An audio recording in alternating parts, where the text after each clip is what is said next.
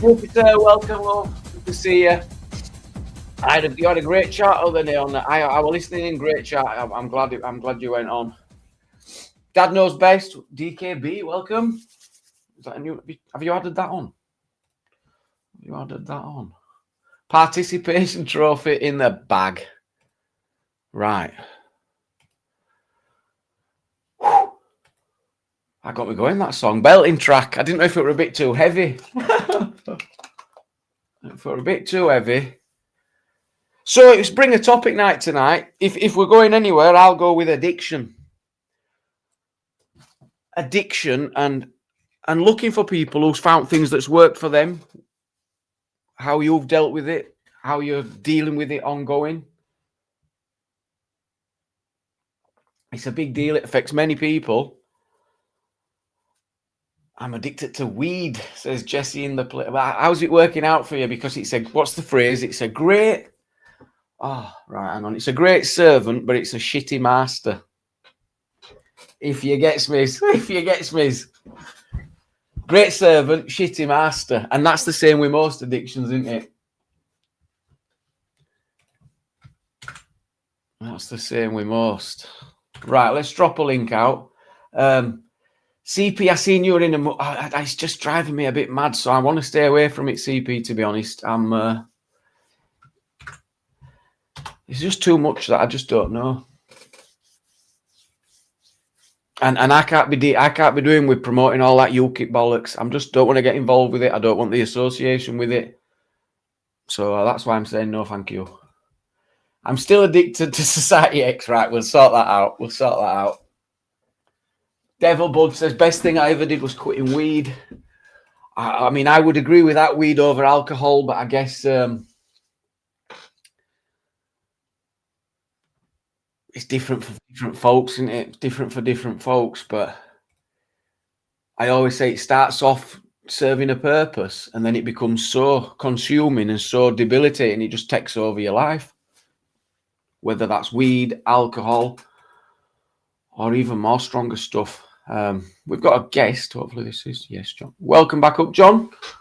Evening. I'm good, mate. I'm good. Good to speak to you. So just quick, so there's another chap on YouTube who has a channel called Dad Knows Best. So I added the DKB to the end so that made it a unique name. So when I type in chat, it's Dad Knows Best DKB, but I don't feel the need to add the DKB when I'm putting in. I get you. So when you search Dad Knows Best, it comes up with another channel, does it? It does. He's got and in fairness, like I don't have any content on my channel. It's something where how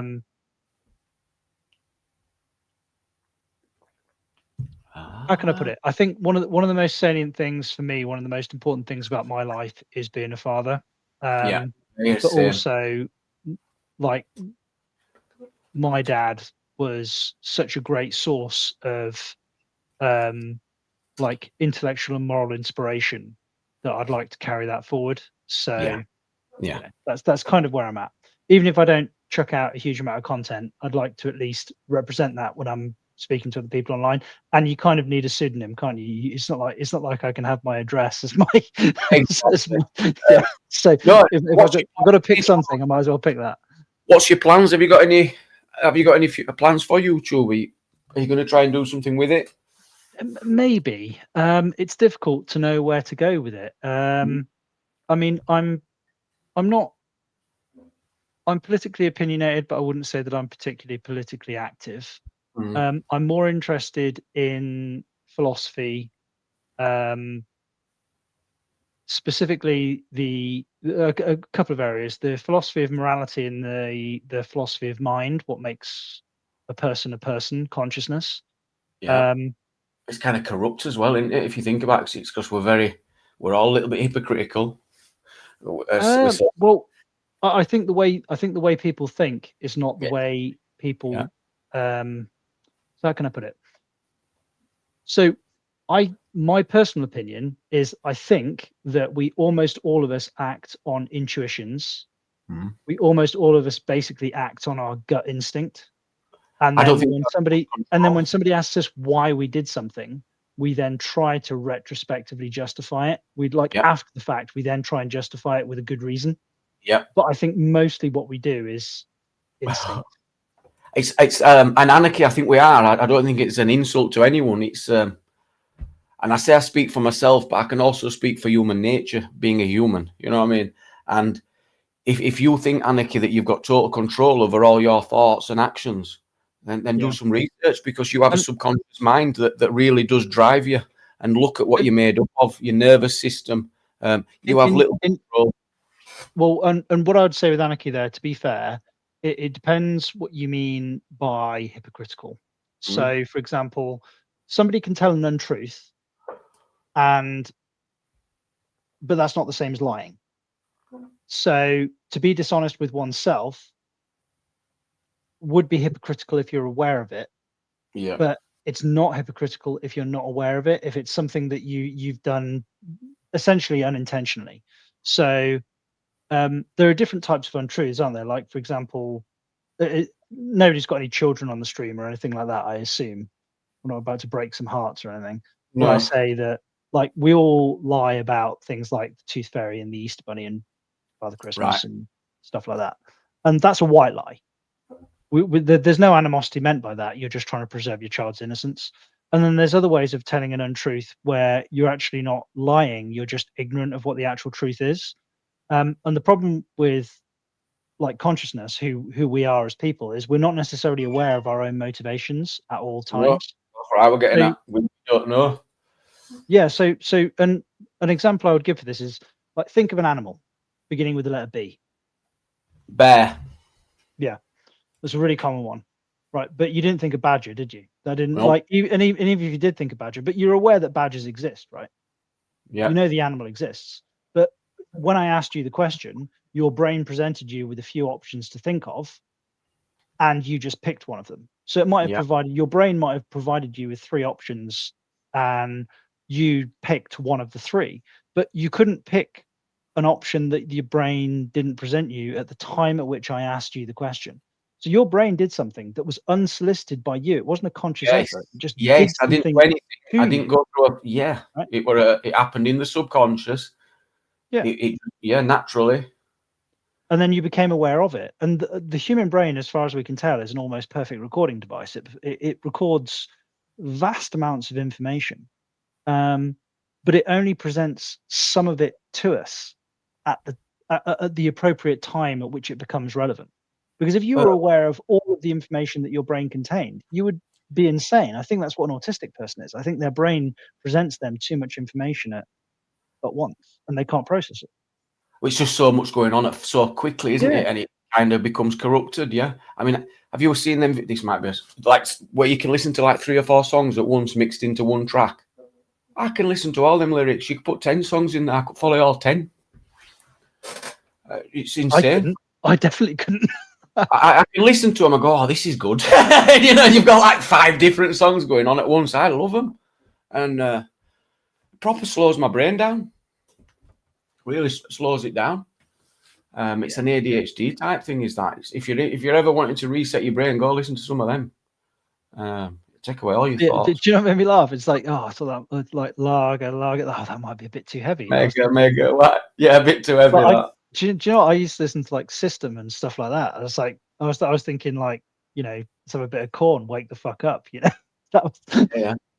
I think it's a useful thing. I do have though, because like when you're on, sometimes you can have 10 guests chat going, and I'm following it all, following conversations, all going on at once. And I think that's really useful to be able to do that. It's part of it, because you're not having to focus on. You can just concentrate on so many different things at once. Are you all right, Bright? Bright talks in code.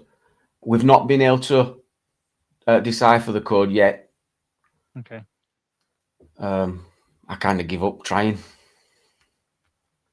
Kind of gave up trying. Have you had any experience with addiction? Anyone in your family, yourself? Have you ever had to fight it? It's funny actually. I'm just reintroducing a bit of alcohol back into my life. I cut it out completely from October. Right. I went on holiday with the family. It was my mum's 70th birthday. We went on holiday to Turkey. And after we got back from the holiday, my brother said, my brother, who's younger than me, he's 3 years younger than me. He went, "Are you all right, mate?" I went, Right. "What do you mean?" He was like, "You were drinking loads on holiday." And in fairness, I was having like mimosas with breakfast. it was a bit. Were you on all inclusive? Yeah, basically. But he did just shine a bit of a light, and I thought, like, maybe I had. I don't think I had a dependency. It's like basically in the end of October, I cut drinking out completely. I stopped it in its entirety. I didn't get like I didn't detox or anything. I didn't start getting the DTs and the shakes and feeling that I needed alcohol. But I have basically been drinking every day of my life since my like early 20s, since university, basically. And it was never something that I felt that I needed. It's not like I was reaching for a drink as a coping mechanism or anything. It You weren't just trying to came. mask any bad feelings. You want to Yeah, like not it you needed to get escape from. yeah. So, And what was the reason for the drink? Just for socialising, the taste? no, it wasn't Or, even that. I'd just get home from work and I'd open a beer, and I just figured it just helped me to relax. The only thing I would say is it probably did after after my dad passed away. It probably did become a bit of like a stress relief. yeah, Especially with running my own business, other people relying on me for income, making sure that there's enough work coming in, huge amounts of stress, and that's the sort of thing that I would normally have gone and spoken to my dad about, and I very abruptly lost that. So, and I will concede that at least. yeah. That I think that's the answer. It changes something, doesn't it? It Yeah. changes something. So, long story short, I'm not. I don't. For me, like, there are some social situations, there are some areas where I'm like, I don't think I can do without that. Not because I couldn't physically live without it, but for example, like if I get home from work in the summer, it's a hot day, been working on the tools, I'm sweaty, and the kids are home from school, it's a summer's afternoon, and I can get in the paddling pool and crack open a nice, like a nice cold beer and just sit in a chill paddling pool. The kids can have a laugh, listen to a bit of music. I Could I do without the booze? Yes. Do I want to? No. And will it do me that much harm?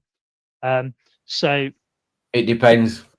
if you're dependent on it, and you need to cut it out of your life in its entirety, then just cut it out of your life. That's a damn sight better than it cutting your life short.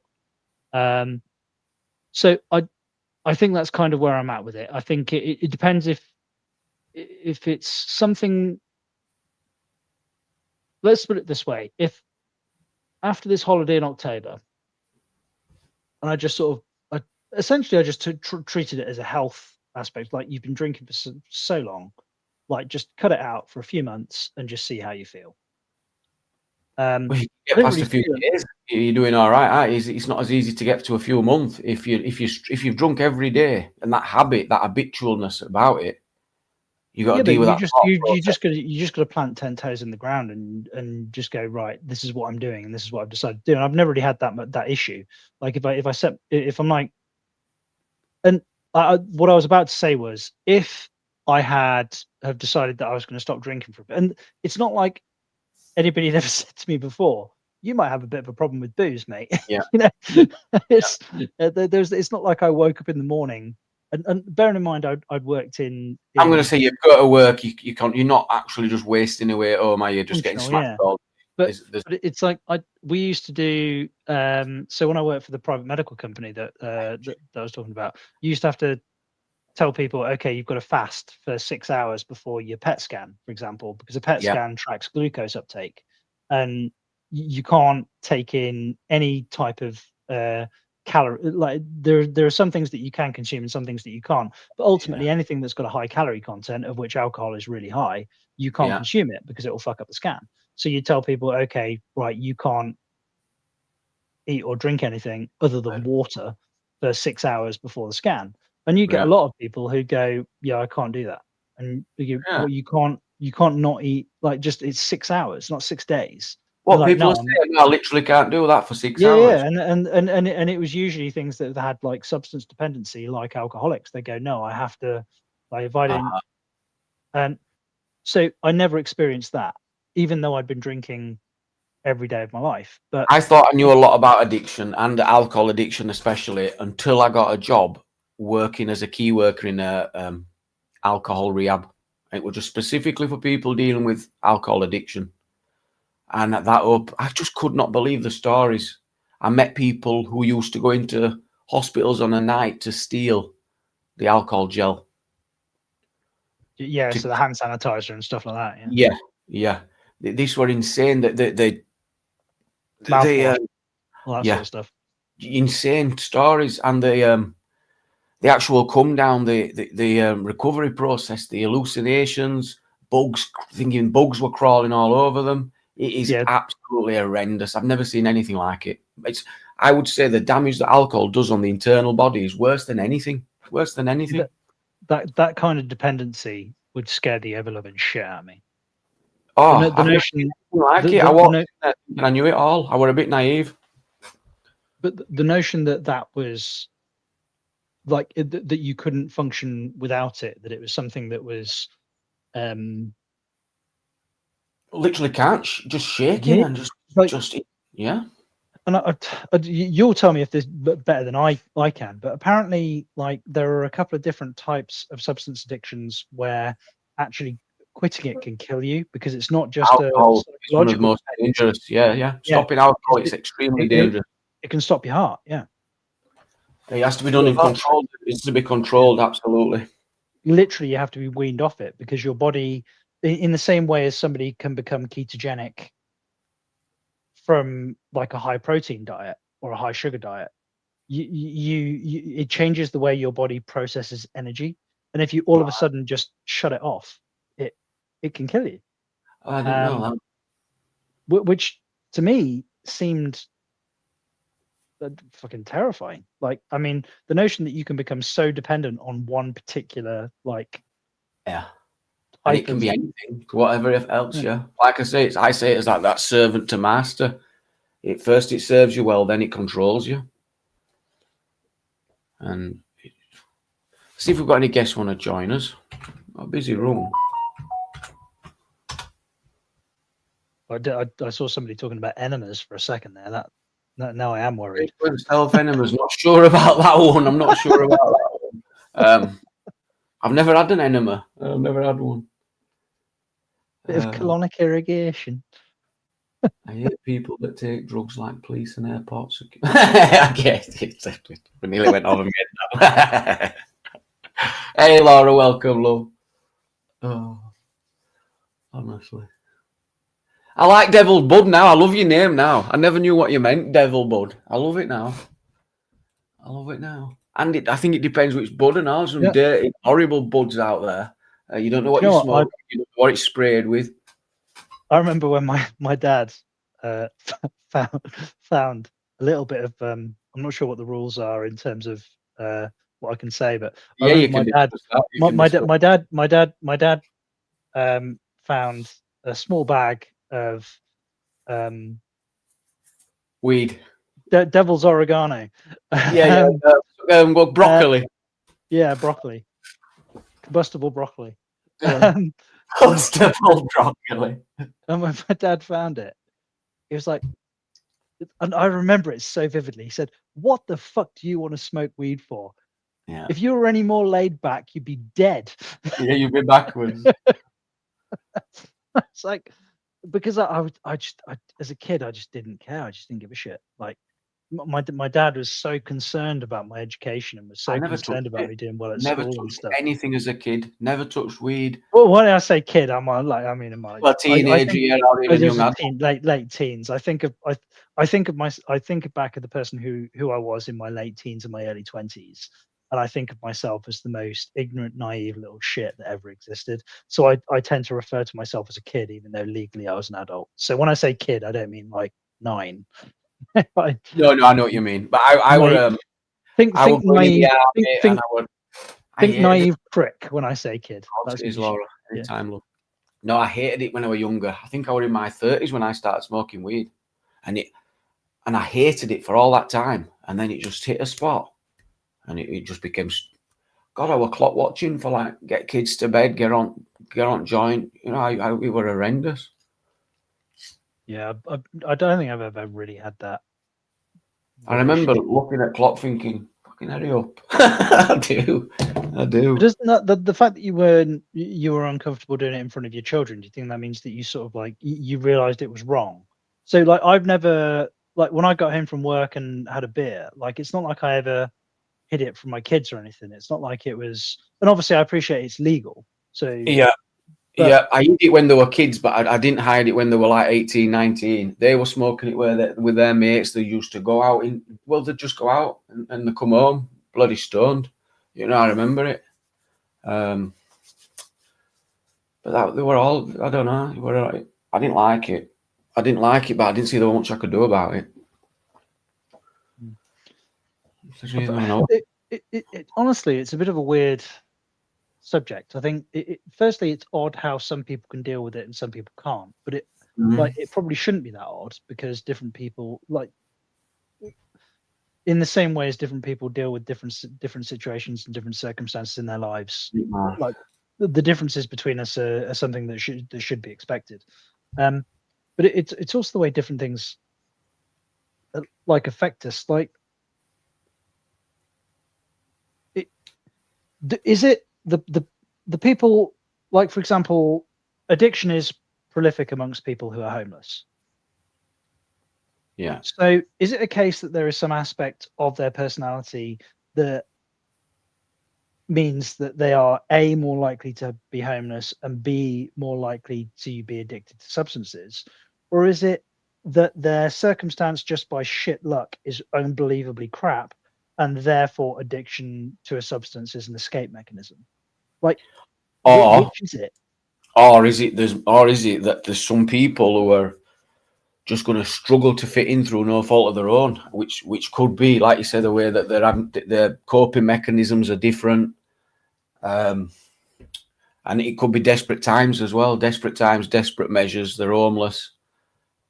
It's an interesting thought. I'm Well, talking about stigmatized groups, but then I'm thinking, well, actually, it's a bit broader than that. I'm not sure, well, actually. but I'm Bernice was saying with Bernice was saying alcohol is the easiest drug. Like, what does that mean? In what sense? He's the well, easiest to get access to. well, I was about to say easiest in terms of access, I guess, because it's legal and you can buy it everywhere.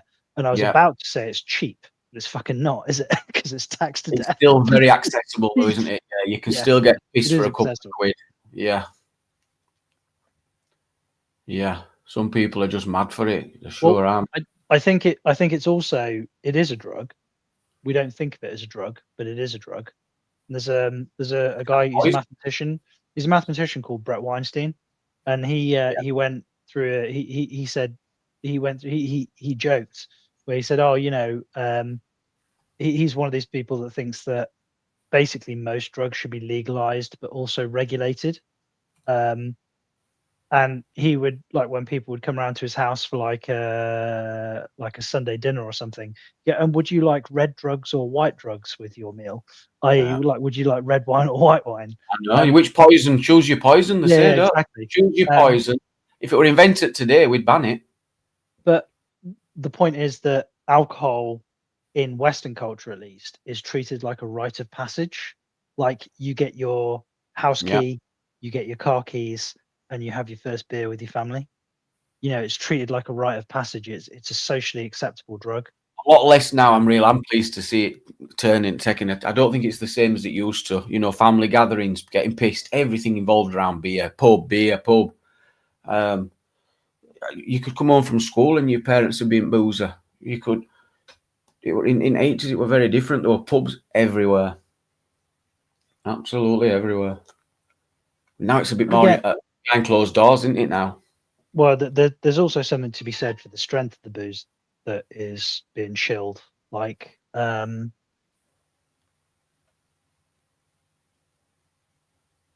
so a lot of people will say that it's part of British culture because, for example, in the Navy they drink beer and rum because it was a way of sterilizing fluids.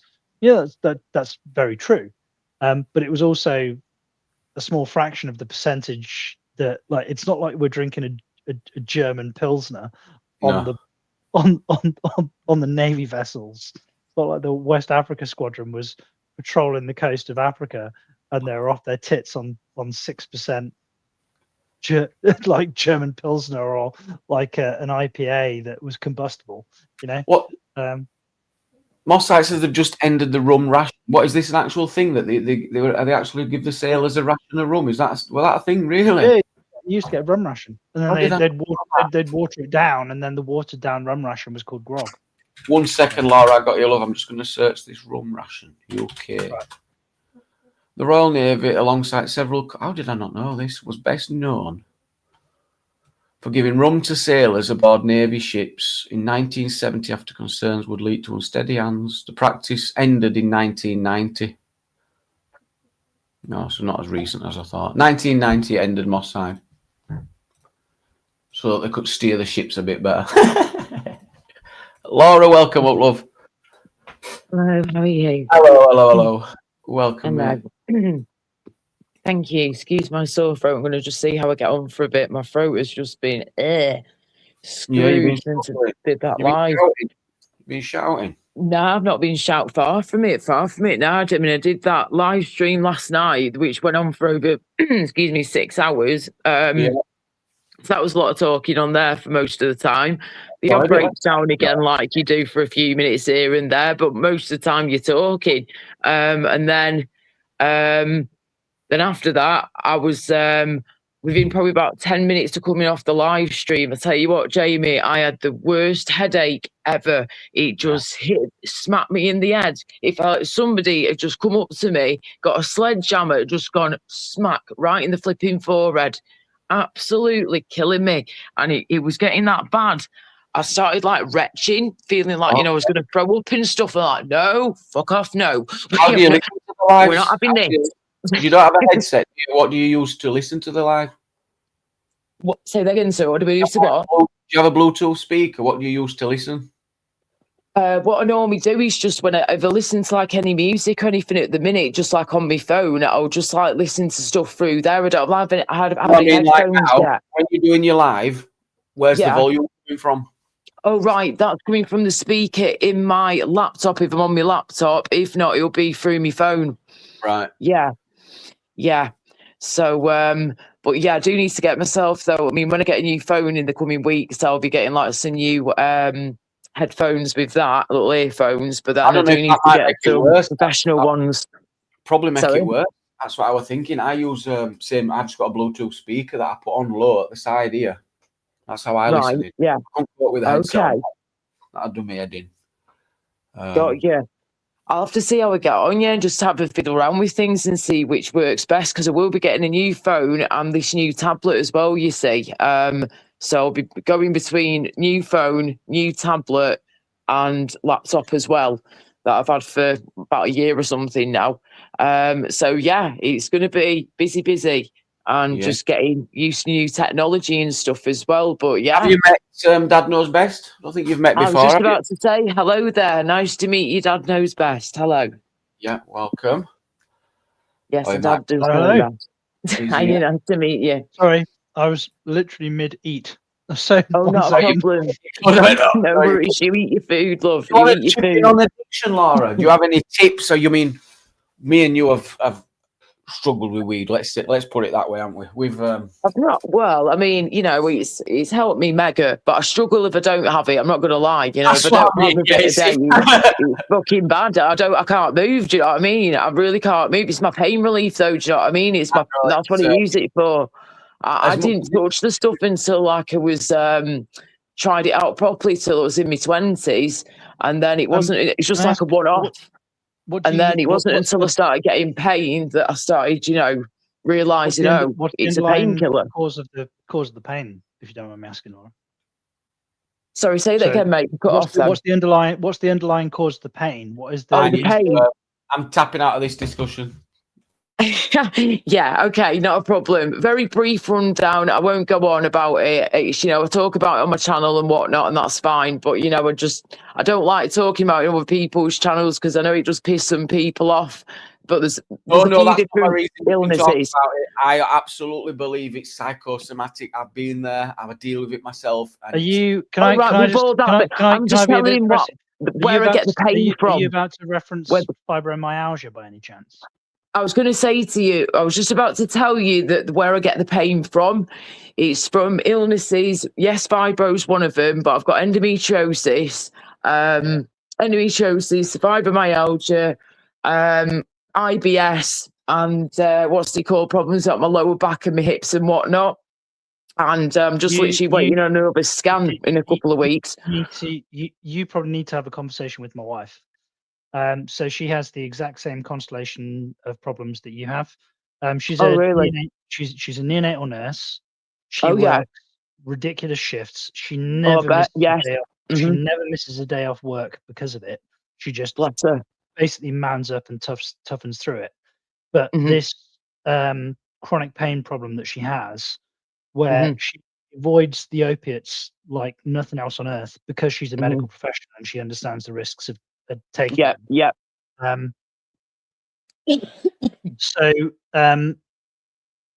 And because of that, I tend to keep myself up to date with a lot of the research on it. And they've been using some of the high Tesla MRI scanners to do nerve studies on people who have been diagnosed with fibromyalgia specifically. It's a nightmare problem to diagnose because it is. There isn't actually the diagnostic standard is it's a gray area because it's mostly diagnosed by the reported symptoms. Reported symptoms are very different to observed symptoms by a medic because you're essentially reporting something that is first person to the patient, i.e. the level of pain that they feel. So when it becomes an issue and the level of fatigue, that's like, how tired are you? Oh, well, I'm 7 out of 10. Well, when you've got 10 people in a room and 7 of them tell you that they're 7 out of 10, how the fuck do you know that they all feel the same level of tiredness? It's like, what's the normal level of tiredness? It's a first person experience. It's really difficult to diagnose. But we can objectively state, just if 10 people tell you that they're experiencing pain and they all give you a different level of pain, whilst it's subjective of the level of pain that each individual feel, it's objective that all 10 of them are feeling pain. So it's an interesting problem to have logically, but practically it's a nightmare problem to have because how do you determine who is feeling an unusually large level of pain and who is just like? And the guidelines state everyone's pain should be exactly what they say it is. One of the studies that I come across recently, it's correlative at the moment, not causative. They don't know that it is it's the cause. But what they've found is they've done high resolution MRI imaging of the lining of nerves for patients that have been diagnosed with fibromyalgia, and what they're finding is that the layer of brown fat brown fat is actually a really useful it's something that it's a layer of fat that sits underneath the skin on all people, and it doesn't really matter how much you exercise, this layer of fat stays broadly speaking the same, and it's actually like an emulsifying layer. It means that like our skin moves more fluidly over the muscle layer, Right. but all of our nerves have a layer of brown fat on them as well. And as best as we can tell, or the guess that we've got so far, is that actually if a nerve doesn't have this layer of brown fat over it, then it is overly sensitive. And Right. correlatively, they seem to be finding in the MRI studies that people who have fibromyalgia have an unusually thin layer of brown fat over their nerves. Wow. And If that's if that's the case, that's fascinating. it Wow. would certainly explain the chronic brain problem, wouldn't it? Yeah, I was just about you taking the words out of my mouth, mate. Exactly. Yeah, it explains some of that pain. Of course, it would. A lot of the pain, to be honest with you. Yeah, it really would. I mean, it's funny you should mention scans, MRI scans, because I've literally just had a letter coming in this week, a few days back, earlier on this week, through the post from the hospital, saying that I've got another scan. I've not had one in a few months now, but I've got a scan on the pelvis area. Right. After I've been to see the gynecologist recently, locally at the local hospital the other week, she's now put me forward for an MRI scan on my pelvis to see what's going on there, to see if there's any active endometriosis. We know there is still endometriosis there in my body. Right. And in some of the spots, it would have been last time, and I've still got the scarring from it from last time and all that jazz too, and that's bloody horrible, just to top it all off. But this scan will determine to see if we've got any active endometriosis or not around that area, around the pelvic area. You'd have a specific medical issue then. That'd kind of give you a lot more reassurance that you could get fixed, wouldn't it, if you could find out what's real, rather than it being not knowing, like this, it's in your head and all this, and you're like, well, this is the thing. That's the thing with the endometriosis. You know, that part is definitely not in the head. You know, I've had the surgeries done. We've got the scars from the surgery, and then the scars from the literal endo. You know, doing its flipping damage as well. We've tried putting me on medication. And all that. Laura, like I used to get it with me. I go, oh, my knee, they go, it's in your bloody head. This from my own mum. I said, I'm telling you. Oh, yeah, fucking hell. It's like, oh, don't start with all that shit, seriously. Yeah, I get it. Yeah.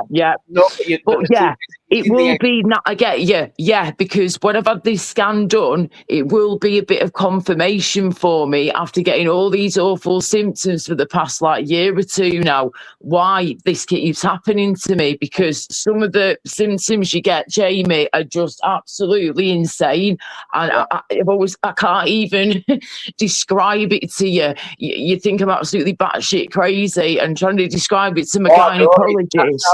That's how great it gets when this kind of happens, right? Because I'm not saying this is you, this is my experience. The more I think about the pain, the worse the pain gets. The more you don't go out about it, the worse it gets. You sit and dwell. More pain. You've got to keep that mind distracted as best as you can. Yes, all the time. Stretching, breathing exercises, yoga. Yeah. Anything you can. Me music helps me big time. And like, you know, Jamie, I'm just gradually at the moment trying to just get myself to a level where I can just gradually go back to my work part-time, you know, and be able to do some of my work from home, which would be awesome, but also, you know, get out at times as well more, which would be great too when I'm able to. That's the goal. For a year now, every time I get any knee pain, I have said to myself, shut up, knee pain, right? Fuck off. Just don't even bother me. Yeah. Shut up, knee pain, right? Because I'm having to accept that this is my own doing, right? I think, you've got to just keep going and just exactly. And, you know, the way I look at it, even if we've got illnesses, ailments, whatever you want to call them, and we're not 100% fit and healthy, that's fine. But how can I put it now and lose my train of thought here? It's how you deal with everything, and it's like how that's it. You don't let it define you. This is what I'm always telling myself. I can't let it define me, because that isn't me. This isn't me when I'm sick all the time. I'm not used to being sick like this on another scale. Right? I thought medical professionals, my own family, there's something wrong. This is wrong. You know, and it was also psychological, and it were when the you thing start loving yourself more. This was my Yeah. experience, and Yeah. just TLC towards yourself. Yes, of course. Listen to your body, TLC, self-care, all that good stuff. Yes, this is what I'm trying to incorporate in my life more and more. As every day that goes by, I'm trying to take care of myself that little bit better where I can. You know, my skincare, So self-care, anything. Come on, mate, go for it. Well, no, my query is, so taking care of yourself is obviously important. Mhm. But I Oh. would caution against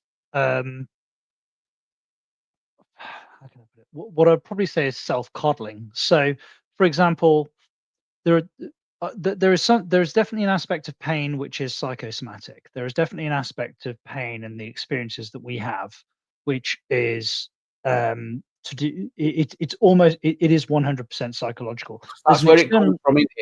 That's where it there's starts. That's where the yeah, signals come from. Sorry to jump, John. what I mean is there's an external input, like you can feel pain, but how you deal with the pain is Mhm. almost completely psychological. Yes, exactly. So, It's how, yes, it's how you deal with that pain. Yes, This exactly. is the answer, I promise you, Laura, because I went for years fighting it, and Yes. this is how you deal with it. I'm sure so of it. and Mhm. the bit that for me that I the way I tend to think about it is, for example, if somebody has a knee injury but they've got a high tolerance for pain, and if they continue working because they have to, just through necessity, but because they've got a high tolerance for pain, they can work through the knee injury, and they've ground through all their cartilage, and now they've got bone grinding on bone, and then they end up needing like some Mhm. kind of horrific knee replacement. Mhm. That's like a bad high tolerance for pain.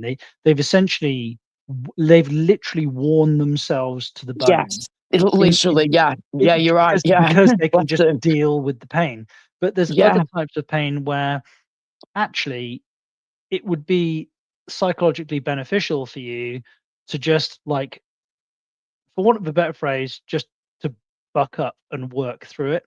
And I think yeah, identifying where somebody just needs to be told to toughen up and to get through it, and where somebody needs to actually be told, you know what, mm, lie the fuck down, take the weight off, yeah, stop destroying yourself just because yeah, you can. Um, yeah, and the problem that definitely. we've got is how the ever loving fuck do we identify person A and person B in this scenario and apply the appropriate, like, treatment, for want of a better word. It's like, Um, if someone's suffering, you've got to rest where you can, whether you're fit and healthy or if it's an ongoing problem, whatever. If you're really suffering, we've all got to listen to our bodies where we possibly can, and stop where we can, rest where we can, and sleep where we can. But it's, I understand that it's not as easy as that for some of us when we've got other things in our lives going on as well, and it's not I was just going us, to of say course. that there could be like unresolved I might stuff not have going my on. own children, but I've got my beautiful nephews, that are now just turned 7 years old and nearly flipping 5 years old. So, they're at that even more bonkers stage now. And I can't believe the 7-year-old is nearly the same fucking height as me. And I'm 5'3". And, he's nearly at my height already. It's scary. But yeah, they keep me busy, and they've been motivating me to get back with my singing work and all that, and get back to my singing career, which is pretty cool. And that's been helping me out, and it's getting my confidence back now. As long as this nausea and vomiting stuff stays under control as best as possible, then I can deal with these other illnesses and symptoms as best as I can. But when I've got all this nausea and vomiting going on and stomach issues and trying to gain this weight back, Hold you back, doesn't equally it? need to gain my confidence back as well. That's the hurdle I'm trying to get over at the moment. And then it's gradually trying to get back to my work and everything. And, my YouTube Yeah, it channel. massively holds you back, but you'll get there. You will We will absolutely get indeed. I've got a big list, Jamie. I've literally been making lists on my that. Might lovely be new proper notepad. half your list, and make it Yeah, half but that. what I've been doing, I've put a chunk on my laptop, on a sticky note on my laptop, yeah, that you can do a digital one. Done one on there, just a little one on there the other day. And then I've been writing stuff down as well for things that I need to do. And the list is getting kind of long. Average idiot, welcome to the panel, mate. I just want to say, I found a possible way to deal with like depression and anxiety and stuff. Live your life. That's the answer. Yes. Live your life. I'm a living testament to it, Jamie. Welcome, mate. And that's why I say half your to-do list, even if it's got 2 or 3 things on it, you can do them, and you can do them that day. Yeah, and you'll do chunks a day is what I say. Just do chunks a day of what you can do. Take a break when you need to. Push on the rest of the time, and take your breaks when you need to. Do you know what I mean? It's and when you can, and just crack on. Just do your best you can do every day, and just do chunks a day. Yeah, definitely. How's Reese? You good, mate? Yeah, I'm really good, pal. Hey, Reese. Yeah. Hey, mate, you're right. Yeah, not bad, Laura. My Faith landed safely in Africa. Yeah. Very good. She's been on a safari drive this evening. She's seen zebra and gazelle and lions, antelope, and all sorts of stuff. She's so amazing. Happy. What's she gone with, Reese? Oh, she's on time of life. College. Oh, she gone with a college. Oh, yeah. Fantastic. Brilliant. I lived in South Africa, still got some family out there when I was like 3-4 years old. So I know parts of it. We were in Cape Town and Johannesburg. But yes, that was a long time ago. But I hope she has an amazing time though. How is she out there for a few weeks to take it? Yeah. She's out there for like 15 days in total. Oh, so that's nice decent. Fun. Brilliant. Can we welcome Angela? Welcome to the panel, love. Hiya. How are you? Yes, I'm very well. Are you rocking on? Yeah, absolutely. No,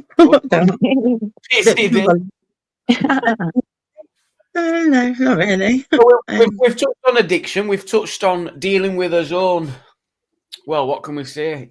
Health issues and how we can. No one's coming to deal with it for us, really. We're going to have to deal with it ourselves. No, do it ourselves. That's what we got to do. Yeah. Keep being the little fighters that we are. Yeah. Yeah. I agree, definitely. I think definitely. It's important. I think really it depends on what it is you're struggling with, doesn't it?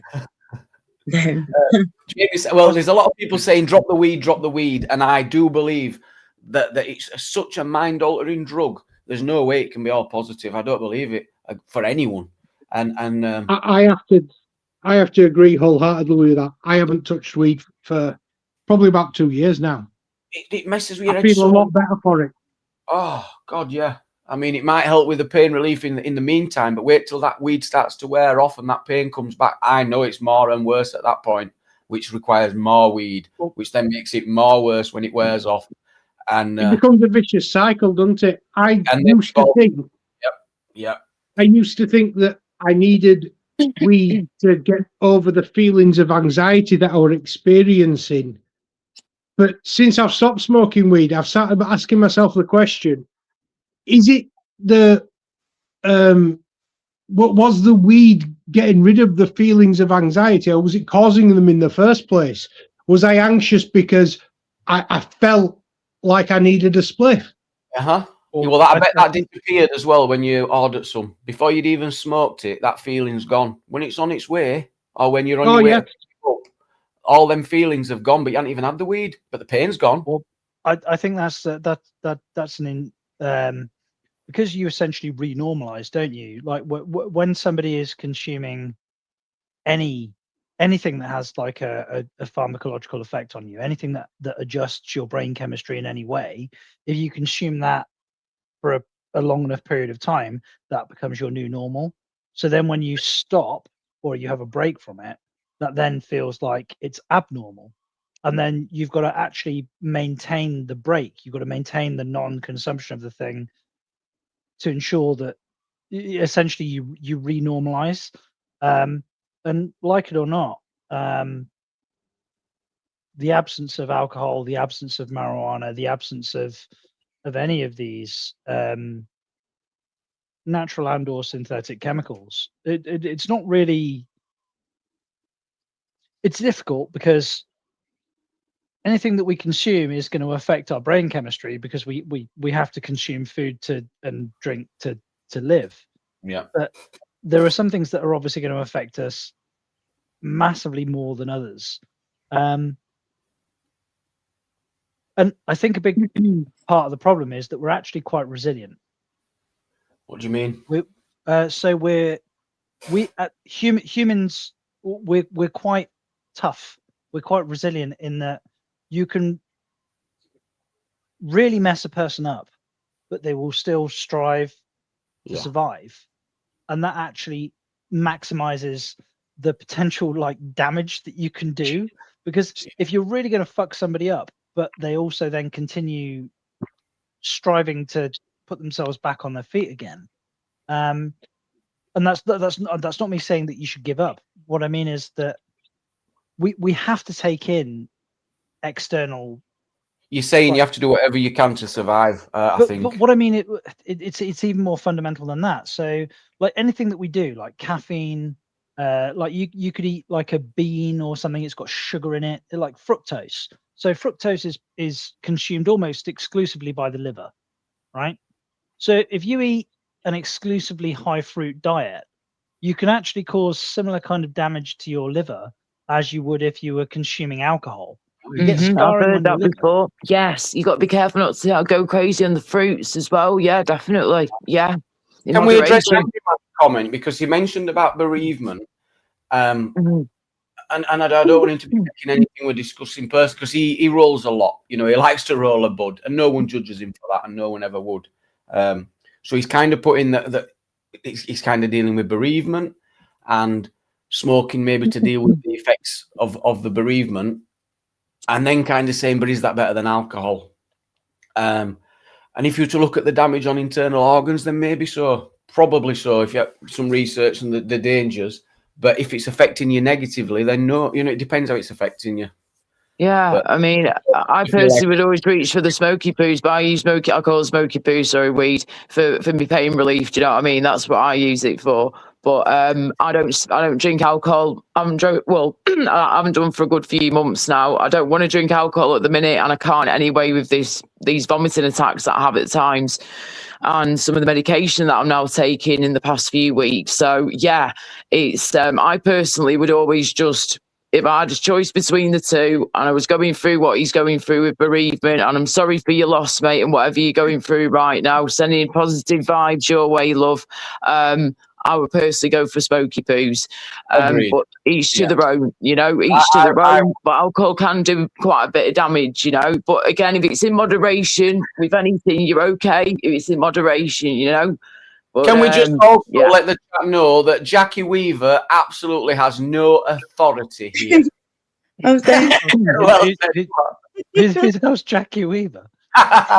So I'll show you.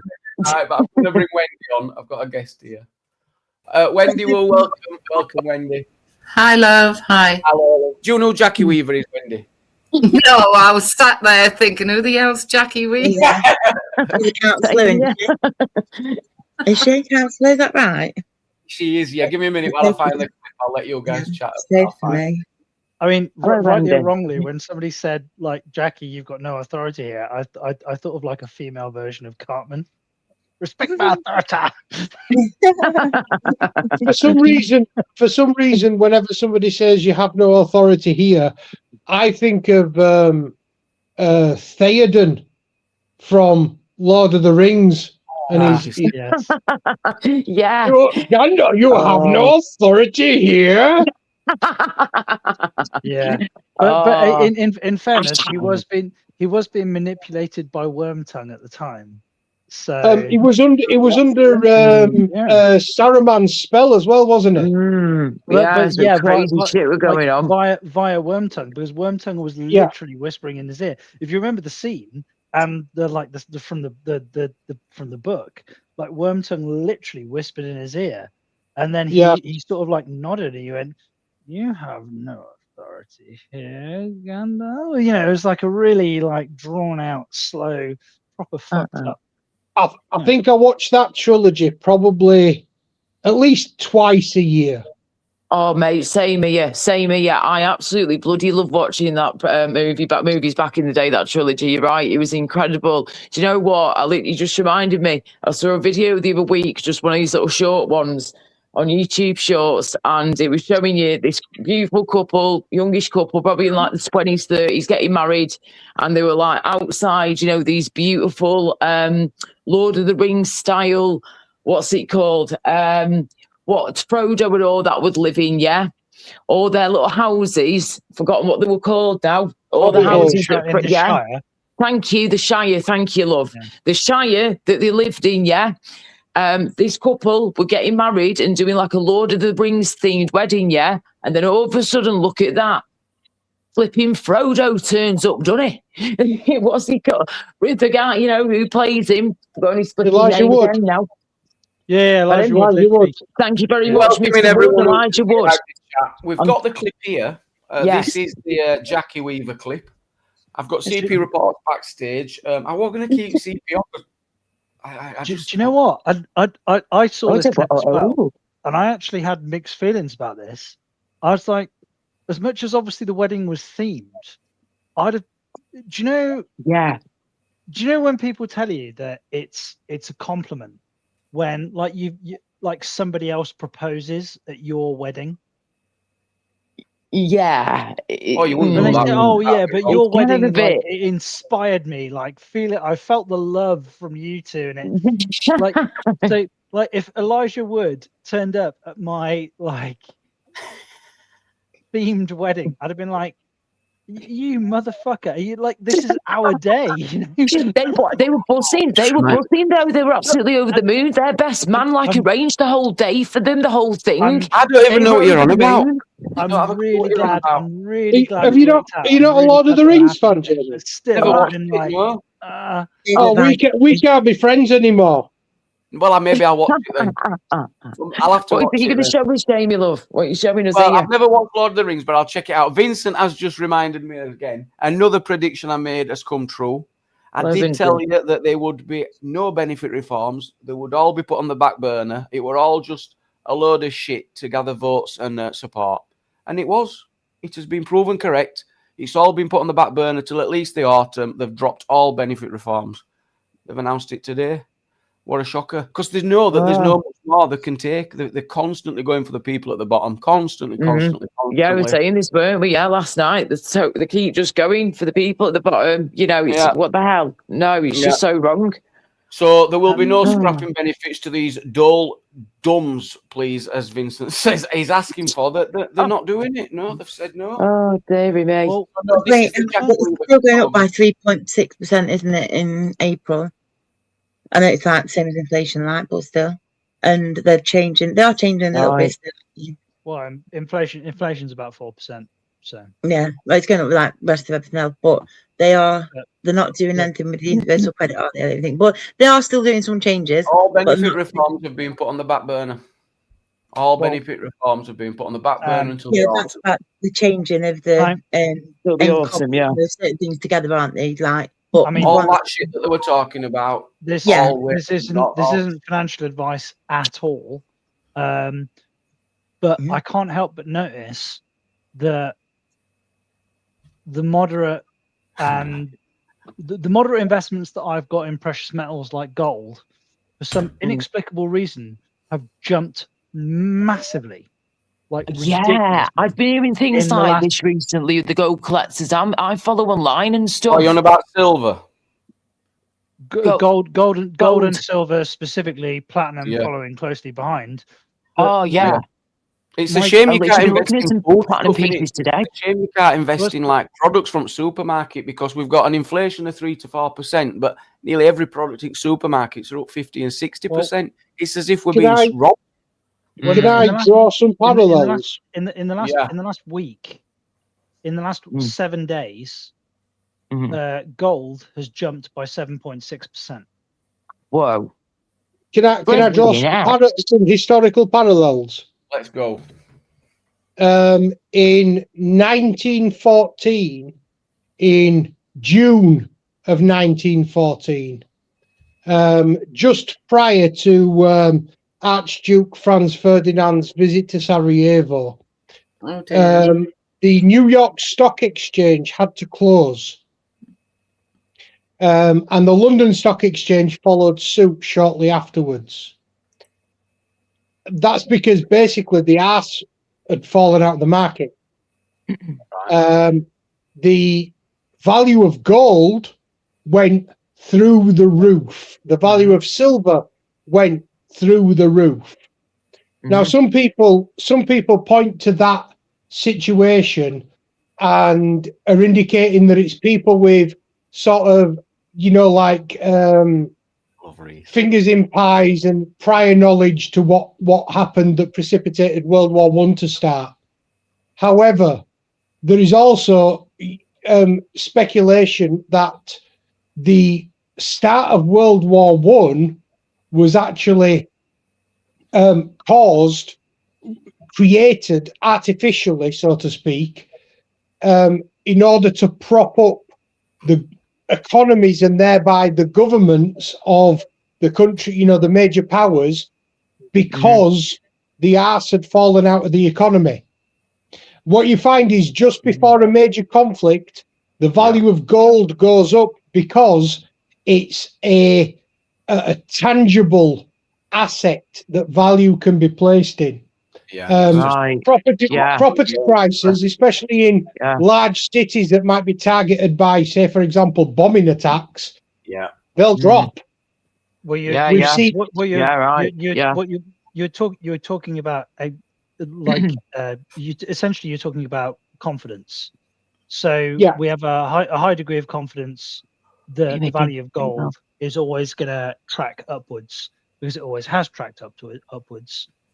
Gold traditionally was a way of storing wealth that tracked with growth, because gold always tracked just slightly above growth. So nobody who had serious money that was considering investing serious money would have put it in gold in order to grow their wealth. But what they would have done is put it in gold to maintain their wealth in line with inflation. Now, it's like an insurance policy as well. Yeah, basically. So it was a place to store it, where it would grow in line or better with the economies around it. But in recent years, since essentially crazy ass money printing has become the norm, where do we put our money that tracks with inflation? Like inflation, right? It's literally sat at 4% right now, which for 10 years, from like 2011 to 2019 ish, like we had zero inflation. Like fucking nothing happened. It was static. That was unheard of. That's never happened. No, I think prices increased, but wages didn't go up commensurately, did it? So you didn't have the dog chasing the tail like you've got at the moment. Yeah, some prices increased, but some prices didn't. And it didn't necessarily follow. So, for example, my company builds timber frame buildings, and one of the things that rocketed up in price was some of my cladding material, and things like CLS, which is an internal framing timber, like rocketed up in price. It shot up, and when I say shot up, I mean like immediately. I had a consignment of Canadian Western Red cedar, where I had ordered it at £5.90 a linear meter, and they refused to deliver it because their costs had gone up so dramatically. And when I said, okay, well, how can I get this timber? Like, what do I now have to pay for it? And they're like £14 a linear meter. It trebled in price nearly. And then I had to add the VAT. What were the reason? Was that because that supply issue? Had they had to shut down? What were going on?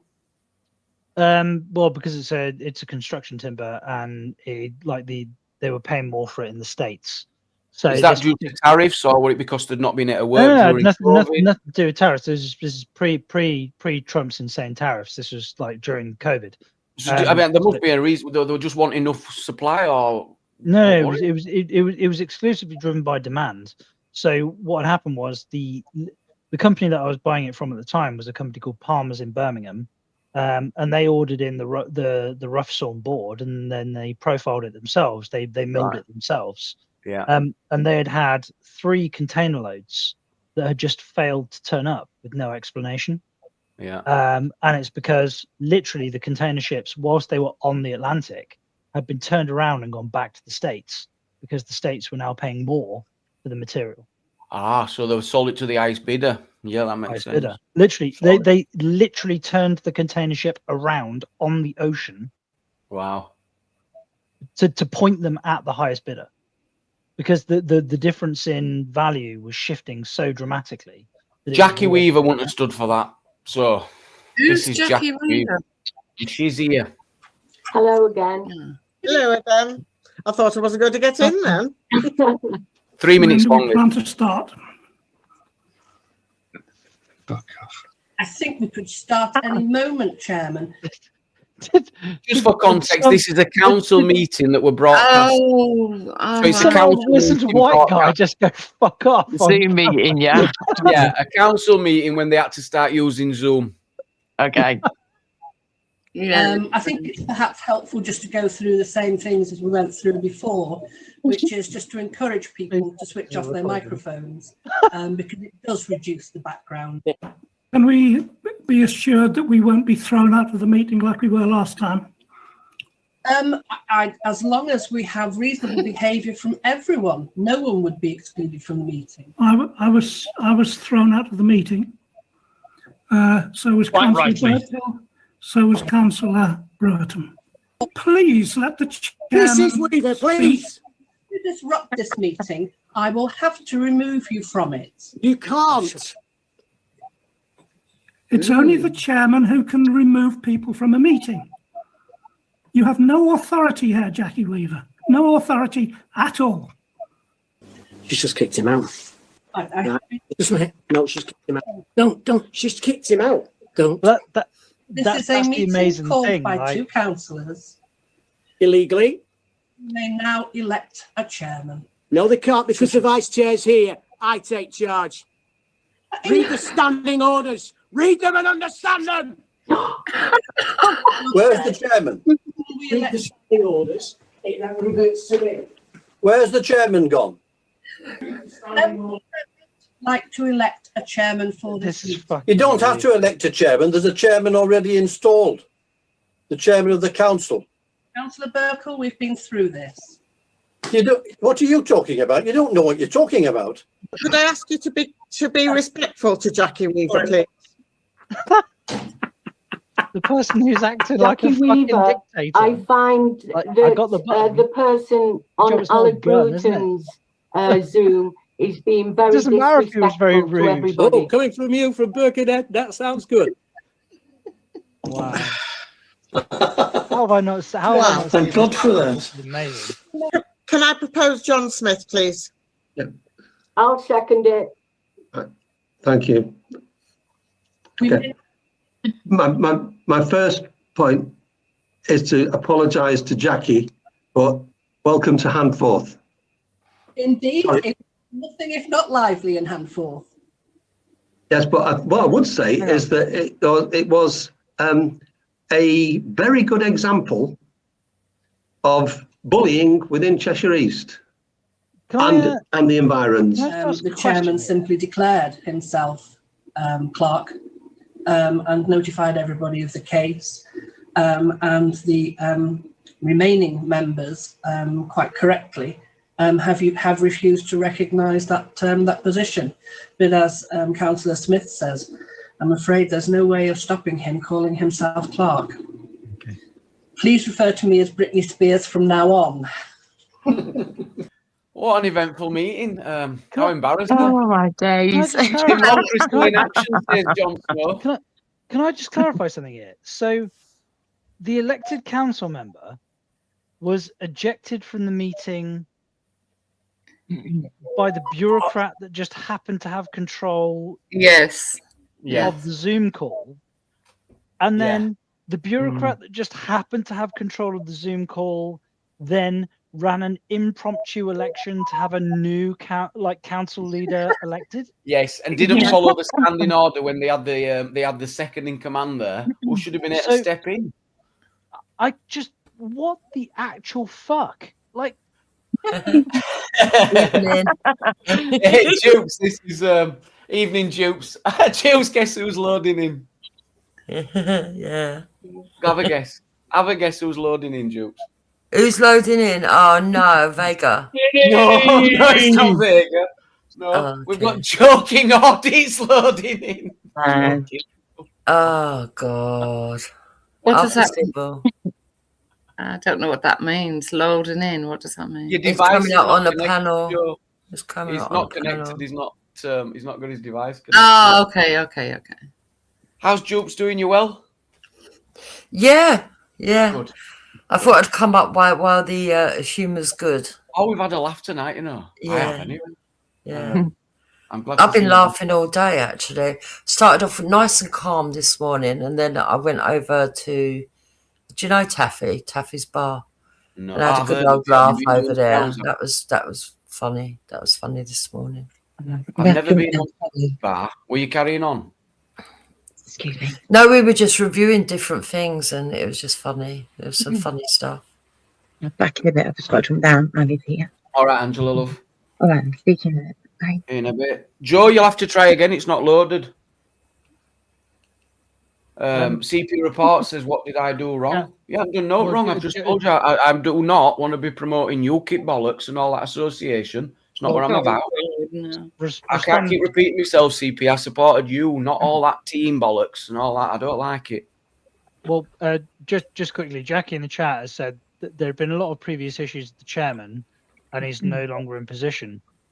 That may well have been the case, but some admin assistant doesn't get to tell you to stand in the hallway and will redo the vote with you. That's not a democratic process, like fucking at all. I don't care. Like the guy could have turned up with a bomb strapped to his chest. She doesn't get to just go like, computer says no because I happen to be in control of the fucking buttons. That's mental. Did they uphold their decisions, though? Did they uphold their decisions? I mean, because I remember the story, and I remember it went to the... Actually, I bet it just got thrown under the rug, actually. I don't know. It was on national news, wasn't it? Yeah, I'll see what happened. Joe, are we live? You either adhere to the democratic principle or you don't. And just like I happen to be the person who has the buttons in front of me right now, therefore I make the decisions, is not democratic. That's dictatorial. Yeah, that's insane. It's like I have the power, therefore I make the decision. It's. Oh, I feel offended. It's nuts. It wasn't her job to do that, was it? But that's whether you're right. Like she could even have made a decision that I actually agree with. It could have been like she could have been right by accident. That doesn't change the fact that it's not democratic. That went viral during COVID, I think, as well. Everyone was just entertained by it. It did. It did, yeah. That's the one, yeah. My favourite Zoom video from COVID was that court hearing where the lawyer accidentally got the filter stuck on his thing and he appeared on the screen as a cat. Oh, yeah. Yeah. And he's like, I'm not a cat. I thought you were going to talk about the butt effer. Well, do you guys remember the one where it was like a some sort of segment and you could hear the guy like screaming at the nanny and his kids, and then one of the kids like drop kicks open the door and comes into the office, and then the guy jumps up and sticks his kid up, and he's not wearing trousers, he's just wearing boxer shorts. Yeah, there was some really funny ones. And then there was someone on live TV, wasn't there, and his kid come in, he went, get out, I'm live. Oh, he's not wearing trousers, yeah. Oh, it's so funny. Absolutely brilliant. Who's MB? but it's not my panel, is it? Grow up. Ooh. Exactly where it's to grow up. Grow up. I don't even know who you're talking to. MB, it's not gone over my head. Who's MB? I don't know, up there, he wrote, what's his name? Oh, is there someone in chat, MB? Yeah. In it, grow up. Don't know. I don't know. Joe, what's going on? What you got for us tonight? I forgot. Oh, well, let me know if you remember. I had something to say, but I forgot. You have to give me a second. Yeah, there's no rush. Well, I'm leaving at 11. There's no. Yeah, you've only got 40 minutes. Oh, the fucking Kirk Kaz. Have you seen Kirk Kaz? I haven't watched it. It's on my to watch where he gets attacked or something, doesn't he? Yeah, he got arrested in Hamburg. This was like months ago. This was like months ago. The video is just released, but you know, he pepper sprayed like him and Fred. You know, Charlie Beach's body. Actually got the bodyguard, Fred. Yeah, Fred the bodyguard. Huh? Fred the bodyguard, you mean? Yeah. Yeah, the bodyguard. Yeah. Yeah. He gets attacked. They get attacked by like loads of crackheads. Like, they were white people, to be honest, but you know. Most sides halfway through it, no spoilers. Crackheads on the street and. So what do you think? And the police arrested them, and they have to go to court and deal with it, and they get no further action. They get the camera taken away from them because they're recording. Yeah, and you know it's like it's upside down world, you know. Like the criminals get away with it. Oh, you're saying it's disgraceful. They were just filming. They've been attacked, and they have ended up having their shit confiscated. No further action. Months to actually be able to release the video, and they've done no wrong, but they've had to deal with all that shit. So that happens same way over here, doesn't it?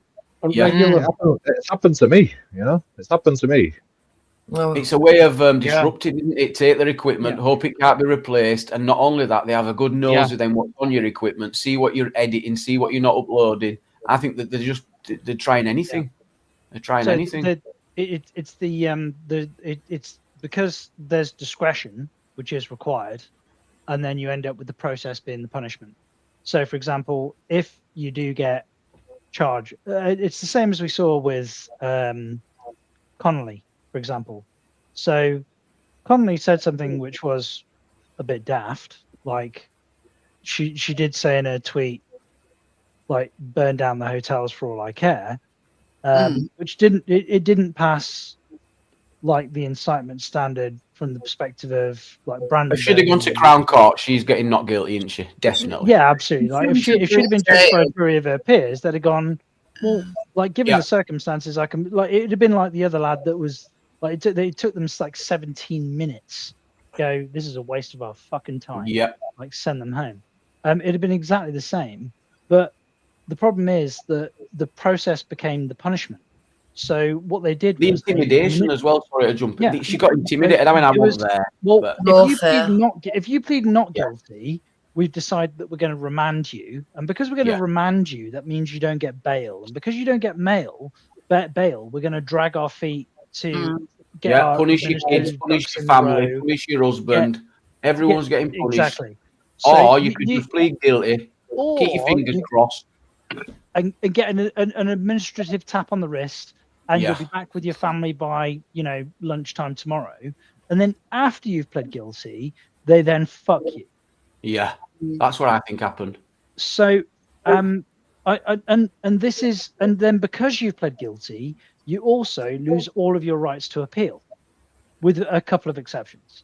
What I didn't like about it as well is, so when you've pled guilty, there's supposed to be like a consideration point of the sentencing, like for and against. So like facts like deleted instantly, during an emotive period where what had gone on, where there were none of that considered. It were all against her.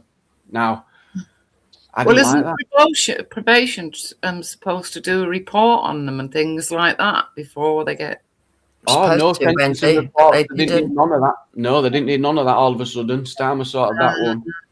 And I think she's still in the sights as well. They're still... I read recently that they're looking at more charges for her if they want her to shut up. She got her kids kicked out of school, didn't she? The kids got kicked out of the school that they were going to. I mean, I want to think she's... It's horrendous to say this, but if she wants to protect herself, she shouldn't get involved with politics. She needs to just get on with it, unless she's happy to deal with it. The problem, we need Schultz. She's going to get shafted. The problem I have with it is that it's the equal application. So if those are the rules, then those are the rules, and we all know that we're playing by that set of rules. But we're not playing. Not everybody is playing by that set of rules, are we?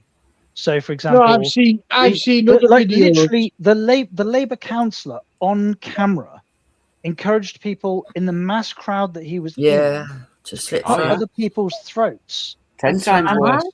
He pled not guilty, was found not guilty, justifiably by a jury. Like, I think he should have been found not guilty. Agreed. But nobody threatened to remand him. No. For the however many months that he would have been. Yeah, but we're in 2026. The rules don't apply. No, they didn't twist his arm up his back, did they? They didn't twist it and say, "Do you want to get out of jail? Do you want to get out of jail, mate?" Yeah. This is the new rules of the game now. You have to work it all out. That's what I've been trying to say. It's like you got to know what you're up against, and this system's so strong. I think I'm resolved. Like, if, let's say for argument's sake, I said something on this panel, and I'm not going to. That wasn't a foreboding or anything. But let's. Do you want me to say it for you? No. That could potentially. The problem is that I could say something now that is acceptable now, that retrospectively will become unacceptable later, and that could still get me into trouble. So you've got to be really careful. But let's say, for argument's sake, that I say something that is a bit spicy. Let's be clear, though, what could get you in trouble? Inciting violence and causing religious hatred. Those are the two things which should be avoided. If you're not doing that, then we have got free speech. Unless you can show me a law that'll state otherwise. I think they are the only laws which really get you in trouble. Don't incite violence and don't cause racial hatred. Well, I think at some point it's going to change so that you're not allowed to criticise elected officials. Oh, it could get pretty damn close to it. I can see a policy on social media where you will not be allowed to film professionals when asked not to do so. The law is already you shouldn't cause anyone any harm, right? Yeah. So like that would come under like causing people offence. Public order, public order. I think what you're talking about is the sense of distress. Yeah, but cause an offence surely isn't a criminal offence. It's surely exactly. That's what I'm saying. We've still got Article 10. We're still allowed. It's not really causing anybody an offence, you know. Like I don't think that was the way the law was intended to be written. You know, like causing anyone any harm is not like causing anyone an offence. You know, because you can like people have took piss out of religion for as long as religion has been around. So. You know, you can't say, you know, fucking every speech. But you know, we can criticise all religions quite freely. Can be offensive, you know? No one can say anything about anyone criticising a religion. That is absolutely acceptable, and so it should be. It's the key word is religious hatred. So if it's specific about a certain religion, well, hang on. So I think. I've got a couple of. Let me get you the wording. So, criticizing a religion and religious hatred. Yes. So, where's the line here? And that's just what I'm finding. I'm gonna set my case quite concisely and very aggressively here because I'm not religious. I don't believe that there is a Lord and Savior of any kind. And I think that if, for example, that I can say that the Christian God, from my conception, is a genocidal maniac, then it is also perfectly acceptable for me to say that the Islamic God is a pederast. Say all that, but if it's targeted at someone because of their religious beliefs, but then that the European Court of Human Rights has categorically stated that me stating that Muhammad, by modern standards, is a paedophile is religious hatred. They put a historian in prison for stating that by modern legal standards, Muhammad would be considered a paedophile. Okay, but would you be willing to accept that that would apply to nearly all of the population then at the time? No. So she. Well, if you look at the age of consent during those times, it was very different. No. By I want to make this really clear. By modern standards, Muhammad. Yeah, but if you're talking about modern standards, then why are you just comparing that to Muhammad and not everybody else? Is that because it's a religious hatred towards Islam? Or does Muhammad have to go on a different standard? So the reason that it's relevant is because people who follow the teachings of Islam categorically state that Muhammad is a morally perfect entity for all time. So Muhammad's morals are not allowed to change temporally. There's no changes morally. Whatever Muhammad did then, whatever he did then is moral, and it should be moral now. That's why Islamic states like Iran, their age of consent is the age of 9, and the reason that their age of consent is 9 is because it's horrible, Jamie. It's hanging. It's because Muhammad married Aisha at the age of 6, but they consummated the marriage when she was 9 years old, and because Muhammad did it. It's legally and morally allowable. Did you come from TikTok? Who cares? No, it's just history. It's historical fact. Like why? No, we know that. The reason I'm asking is because I've heard these conversations about 200,000 times now. Simply, right? So Christians hate Muslims and Muslims hate Christians. So there's going to be hatred there, whether you like it or not. Is it hate speech for Christians to hate Muslims and Muslims to hate Christians? I don't know. I just think it's a slippery slope when you're talking about like two religions that don't get along, and you try to like bring hate speech into it, you know, because like they're going to be put on for all time. Yeah, depends on the Muslim. So but do you talk about Richard II, who married a 6-year-old? Yeah, I fact check that. Is that right? Is it? I don't know. I don't usually fact check the US. The problem is, Jamie, is that there is no part of my who I am that makes me there's no part of my moral code that means that I am required to justify everything that Richard II did. I don't. I can look at Richard II and go, marrying and consummating his marriage with a 6-year-old is completely reprehensible and it's wrong. Right? Yeah. But there are a huge proportion of people within Islam who are, as far as they're concerned, required to believe that Muhammad is a perfect moral entity. He is, in fact, their God. Yeah, but you don't see a lot.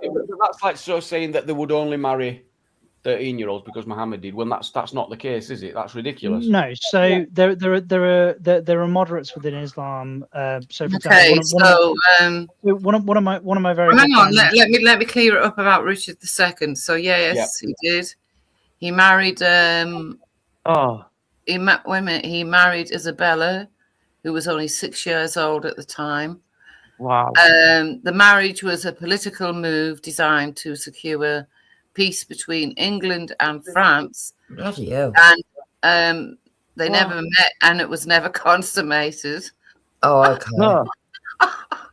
They only met for the wedding. It was never consummated. It's basically a legal contract. Right. It wasn't actually a marriage. Yeah. Right. Yeah. Okay. Jamie, I'm going to jump off before someone tries to get me sacked again. All right, mate. See you later, pal. No, we're not. We're going to move this on because we've done really well in moving away from talk about religion and Islam and Muhammad and all this. Well, I thought we'd done really well talking, Yeah, like we have moving done away really from well, addiction, and, but still. And then, and then, so Reese had a problem. Reese talked about I can't remember the exact thing. He made a comment about Islam. Someone phoned his employer. A couple of people phoned his employer. We had to look in his rights as a free man. He's allowed to criticize religion. That were put to his employer, who accepted that is the case. He didn't say anything wrong. Right. Yeah. He stated an opinion, and it were a criticism of the religion.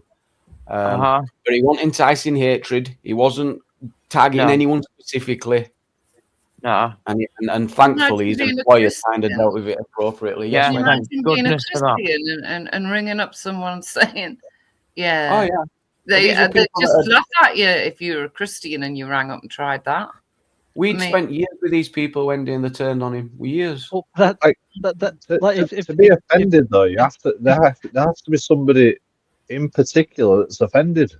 That's the whole point of hate speech, right? Unless you're enticing hatred, then if you're encouraging people to get together, like fighting, against a certain demographic, then that would be enticing.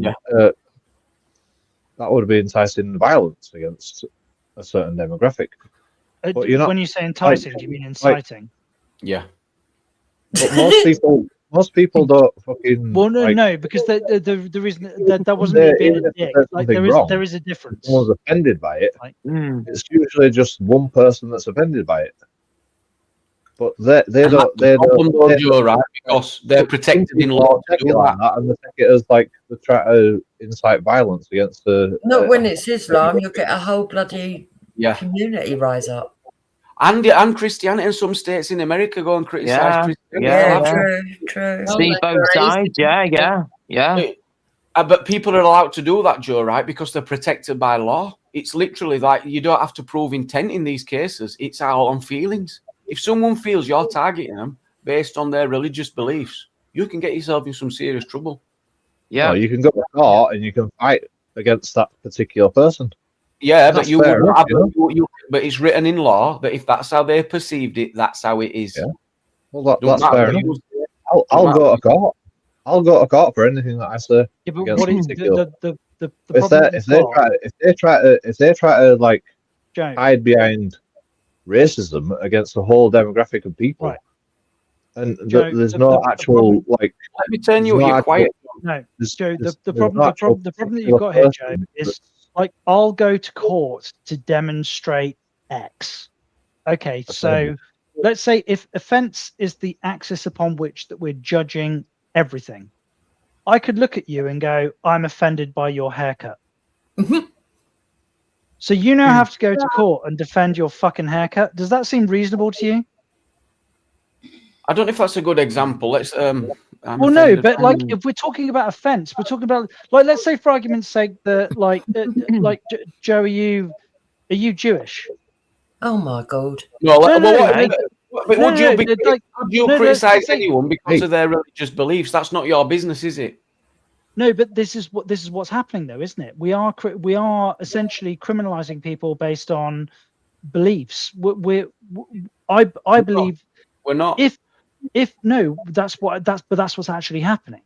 Like it's not. If something's based on perception. So let's say Joe turns up with the haircut that he has. I believe what the Illuminati believe, by the way. And I'm a Hasidic Jew, and I look at Joe's haircut and I go, well, actually, the fact that he's got slightly tufty hair down by his ears, I think is actually him because he's not Jewish and he's mocking my faith. Because he's culturally appropriated a Jewish haircut. That's about as tenuous as offence gets, right? Now, if there's some offence which is much more reasonable. So if somebody uses like an N-word in an offensive manner, then I can completely understand, appreciate, and get on board, and would argue with the person who is offended in that case. But that's we have. Like, offence can be unbelievably tenuous. Like, yes, somebody can have a particular haircut that upsets somebody because they will view it as cultural appropriation, but has no understanding of a Dutch braid, right? Well, It's in North Korea, there's only sort of like 5 hairstyles you're allowed to have. Yeah, someone put 15. I thought there were a lot less. Mossad says there's 10 to 15. I thought there were like 4 to 5. Yeah. Yeah, the I haircut thought it was was only going over 5. my head a bit, really. I don't. How it could affect people online is cyberbullying, threatening messages, and the spread of racist, discriminatory literature. So that's where I'm finding online where people have been prosecuted. I get the feeling, Jamie, that you. I tell you, I want to be respectful to everyone and appreciate that people have different religious beliefs, and that's down to them. Have you done any research into if you want to criticize a religion, then that's fine, but to target someone based on their beliefs is against the law, and we should respect that. Whether we agree with that or not, that's how it is. That's what system we're in. And also, more than that, you've got terms and policies on YouTube which tell you how you to treat people online that you meet. Yeah. It talks about respect, and it talks about not discriminate against people. And it's different in the UK because of those specific laws. You're talking about disability, sex, religion. So these are the rules. So you can disagree with the rules, but you can't do it. Disagree with the rules, but doing it is one against YouTube rules. And if you take it too far, it can be against the law in the UK. So have you done any research into the Facebook posts and what particular Facebook posts have got people arrested? That's what I'm just doing a minute. I'm looking for. That's what I'm just doing a minute. I'm googling examples of racial hatred, but I'm getting a lot of wishy-washy shit at minute. No specific. Because like I haven't heard any of these comments from these Facebook. No, we don't do it here. I've heard loads of people saying they've been arrested for Facebook posts, but I haven't heard the specific comments. Oh, well, I got arrested for telling someone that they was a terrorist apologist because they bigged up the Mujahideen. You got arrested? Yes, you did. Yeah, and got no further action, though. Oh, fair enough. Yeah, because the Mujahideen are a terrorist organisation. There's a factual statement. Well, yeah, but they tried it. So, but if somebody was defending the Mujahideen, fucking that's mad. On Remembrance Day, there was. So there was a 2-minute silence on YouTube for Remembrance Day, and a load of Muslims come on the panel and started screaming it out. Oh, what? Wow. And I said, you're a terrorist apologist, get off the panel. And they went to the police saying that I ran the far right and and that I had caused racial hatred by saying that to them. What the fuck? Come round my house they and just gone and me. done that? What the fuck? Oh, excuse my French. Oh my days. What the? Oh wow. Oh, it annoys me. Does anybody get arrested for wasting police time? You know, like when they arrest in fairness, the police like try to arrest somebody for bloody Facebook posts. The police like nothing more than wasting their own time. So yeah, but that wasn't the worst one. I got called in for a voluntary interview. Oh yeah, someone cloned my account and wrote B.B. What does that mean? B.B. Well, exactly. That's what they were to ask me, but I don't know because I didn't write it. Blockbuster. But some black woman said that she felt that it meant black bitch. Oh God, no. Okay, okay. So she interpreted it. That were her perception, and yeah. I got in trouble. I got in trouble with my boss when I were a cleaner for saying, "Go get some black bags" to a black person. What? Go get your own black bags. You should have said some rubbish bags, Joe. How could you be so inconsiderate, man? I know. Rubbish bags, Joe. Bin liners. Trash bag. Oh. Crazy world we live in, innit? Crazy world. batshit crazy at the minute. I don't think she could speak much English, but is that my fault? You know, not to show there. You say the word black and so I want to make a bit of a statement to the side chat trolls. Yeah, go ahead. There are people on the panel that I don't approve of. Everybody knows I've been vocal about it. Okay, I'm not a two-faced person, but at the end of the day, it's not my channel. Yeah, so I have to be subordinate to the person whose channel it is, and be civil to people on the channel. What are you being called out for? So trolls, fuck off. Yeah, what they call it? Suck it up. What you're saying, because I've got rid of them at the back. Because it ain't only what I think that matters. Yeah. I've not even really been watching the chat. I haven't seen all the. I can't even see the challenge that comes up on the screen. I don't think you've. I ignore them jokes. Honestly, you've got more support around here than you have haters. You really do. Just ignore them. Saying loads of shit to me as well, but I just ignore. I don't know how you pick it up. I can look now and I still can't see how. They've been saying shit about me. What they're saying about you, Joe? Yeah, what they're saying about you, Joe. I'm just asking the chat savants to interpret shit. Is anybody saying anything about me, or am I like a net neutral here? Oh yeah, you're getting it worse, John. I've noticed that. I just missed that. So what I put on the screen? What you put on the screen? Sorry. I don't know what it was. I forgot.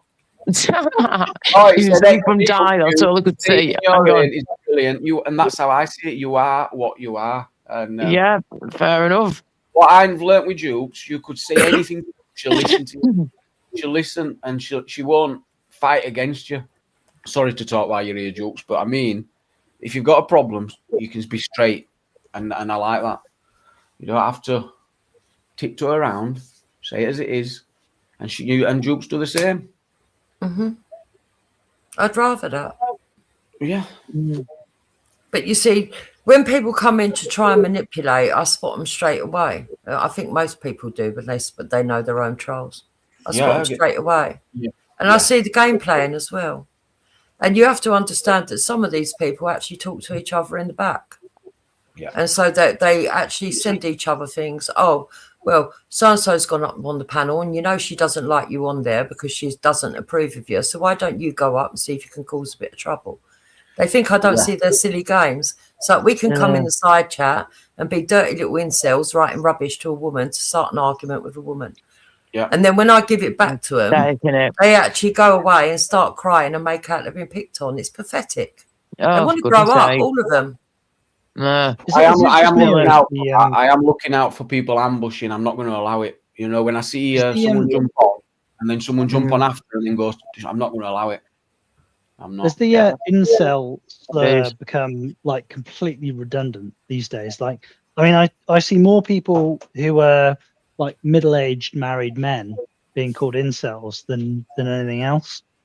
No, I'm talking about the ones that really are involuntary celibate because they've ruined their lives, got addictions, and have ended up lonely, sitting on here talking to women with disrespect. Oh well, we were talking about this the other day, weren't we? Like where, last night, I think it was last night. I was trying to have a chat to Nate, buying it. Yeah. Just about how you represent yourself, how you want others to see. You want people to think you talk shit to women. Well, just anyone. Women, man. But what? So I'd be interested to get your feel on this. So my position was. Yeah, but men are better than women. Whoa! Got to time you out for that sex behavior. Bloody hell.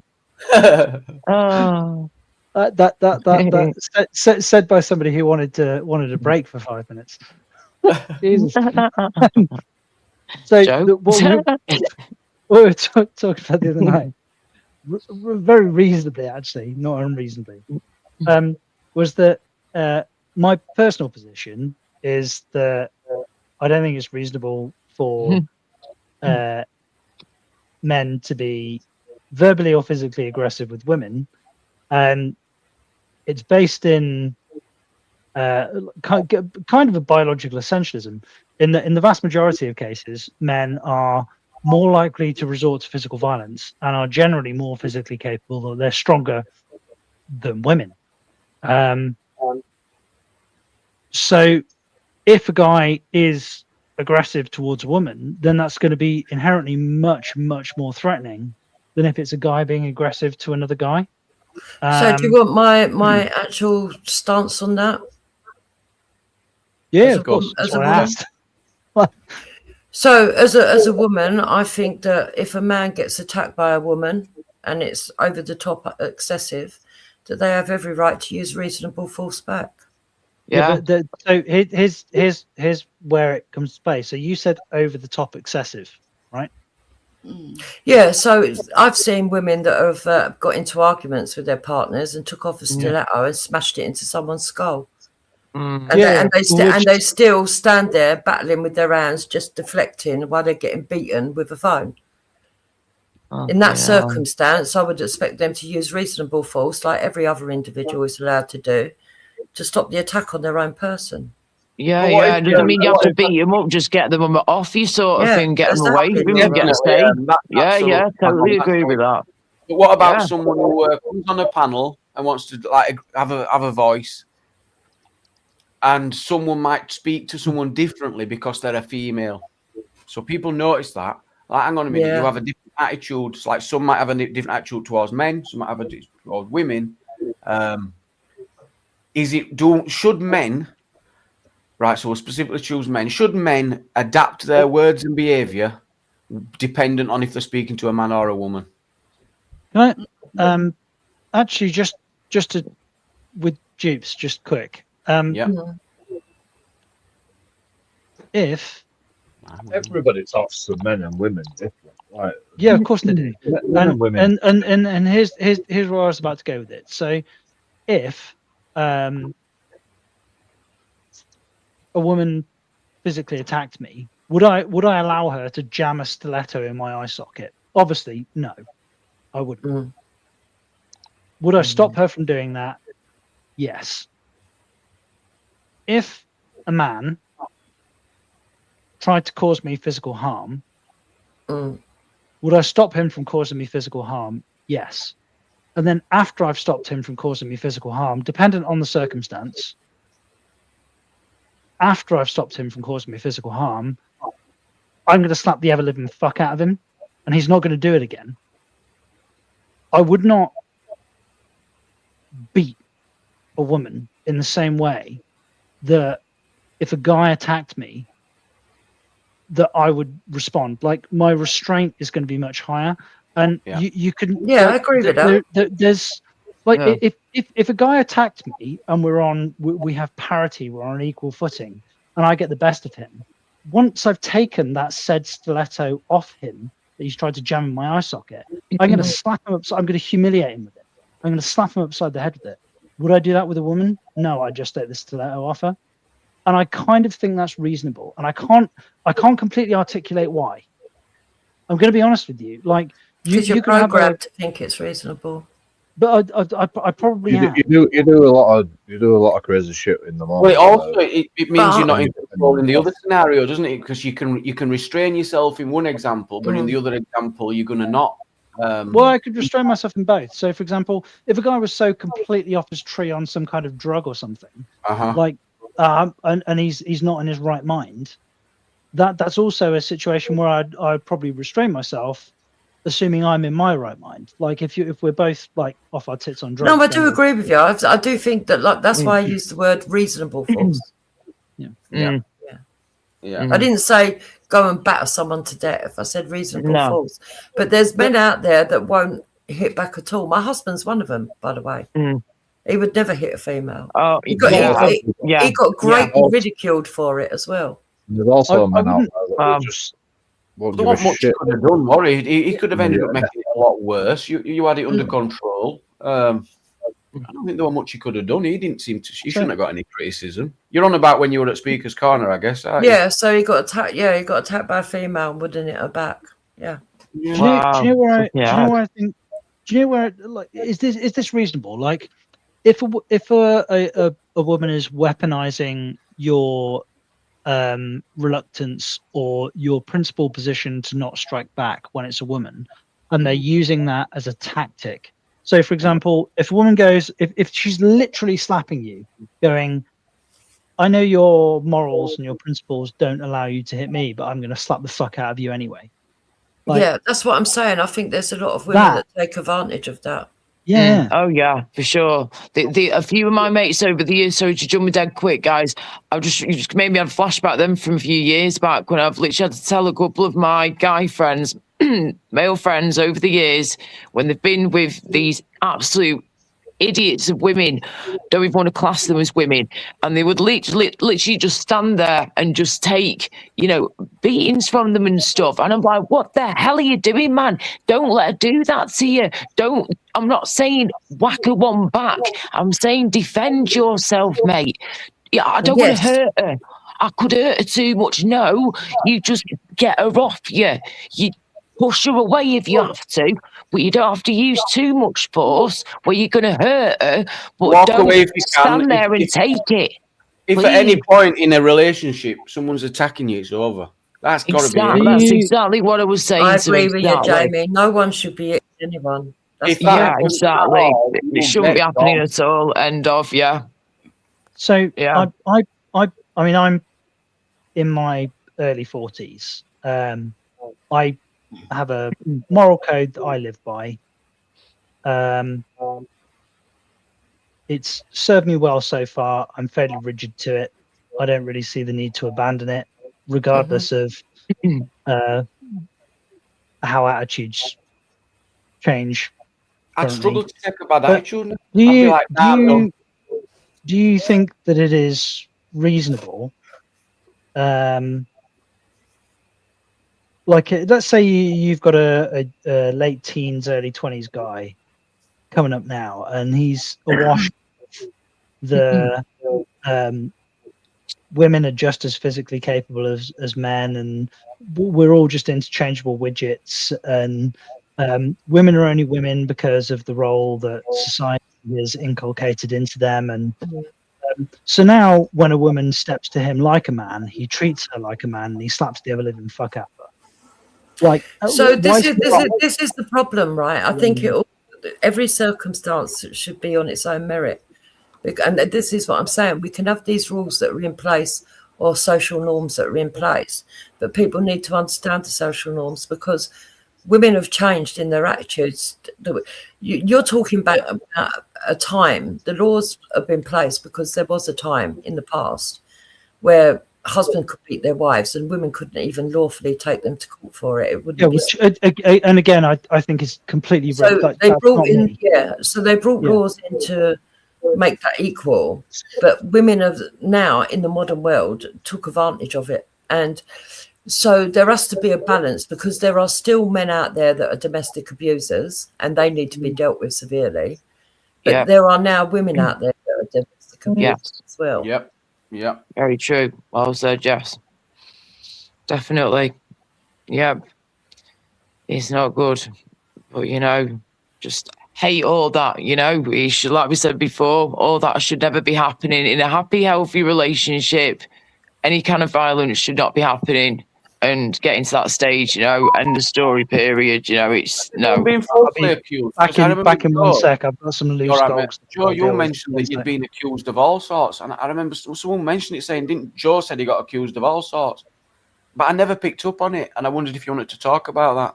If that's where your opinions have come from. Yeah, but I've been in a relationship like what you've been talking about. I've been arrested 37 times. What?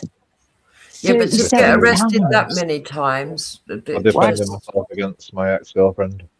She's now in prison. Can we just turn up Joe a bit more, please, Jamie, if possible, please? His volume a bit. So you're saying you got arrested 37 times? I knew there'd be more to it. When I heard, I didn't pick up on it at the time, but I thought there's something in that. So you got arrested 37 times, and she's now in jail. So were you getting abused? Been called 37 times. I've been arrested 37 times. So you've had the police at your property 37 times because you've been arguing with Mrs. or was she? What were going on? Well, you know, neighbours have been calling the police, and her mum's been calling the police. She calls her mum and says all this shit about me, and a sister as well, a twin sister. She's always getting involved, and I've had to defend myself against a sister and a stepdad. The stepdad actually threw a punch at me. I punched him. I went to court over that. So have you ever been found guilty of an offence to do with domestic abuse or anything? You've never been charged? I've never been charged with any offences. Right. But did she get charged for offences against you? No. Oh, so she's not in jail because of that? Okay. No, That's just wanted to clear up to make sure that you've not had any charges. She was in jail because she hit her mum. Oh, God. How long ago did that break down? It's been a couple of years now. Right. Okay. Yeah. Sounds like a keeper says offside. Like she had the house and she had all the power, you know. So and I still loved her, but yeah, but if the neighbour, she called the police on you 37 times. Yeah. Well, why did you never call the police on her if you were the one being domestically abused? I think it's harder for a man. Just put but I wanted him to answer that, Wendy. I can take it, you know. I can take all the bullshit. She's an alcoholic and she's a bad alcoholic. But like, you know, she never really hurt me. She just like it's just. See what I mean, James? Yeah. I have to pin her down and I have to fucking stop her and I have to like do stuff to like get her off me, you know. So. Yeah, how does it get to 37 times, Joe? I'm not criticising you at all because I think I know the answer in this, but how does it get to 37 times? How can you not if someone's carrying on? I've never hit her. I've never punched her. Never hit her. She punched me once in the lip. I didn't call police. Yeah. Well, luckily you didn't. You showed great restraint, but it sounds of it. But to get it to that why didn't you take yourself out of that situation? What were holding you back? Yeah. Because I didn't have nowhere else to go. Yeah. She did were you have in control of the house. Yeah. I couldn't get out. She didn't want to like the benefits system pays us less if we get in a joint fucking relationship, and I was like, I can't deal with this. Like it's either we get on joint benefits or not at all. I got on joint benefits. It went into her bank account. She took all the money. She called the police on me. Took all my money. And that's the second way that the system's being abused by what was something that was meant to have been brought in to protect single women with children has now become an avenue for people to rake more money out of the system. And to stop male security, because you don't get put onto the rent book, you don't get the welfare of the councils. So if you get made homeless, they don't have to look after you, and single white men don't get priority. I don't know if it doesn't. We've been here before, but it don't actually it don't discriminate on whether they're white or not. It's single males and sometimes single females. It's to do with priority need. There's 5 tests that people have. 5 hoops, I call it. There's 5 hoops to homelessness, and if you can't jump through each one of them hoops, the end result's nothing. And if people know that you've got to jump through these 5 hoops, and you know what the hoops are, most people get support. So I'm probably going to betray an ignorance here. Yeah. But so Joe, are you telling me that you essentially put up with the abuse because if you'd have left, you'd have self-elected yourself to be homeless? Is that basically what you're telling me? That if you'd have complained about the abuse, they'd have given her the house and you'd have been out on the street. I would have been out on the street if I didn't do like exactly what I was fucking told to do, you know. basically, you know, I would have been out on the street. So yeah. Yeah. So.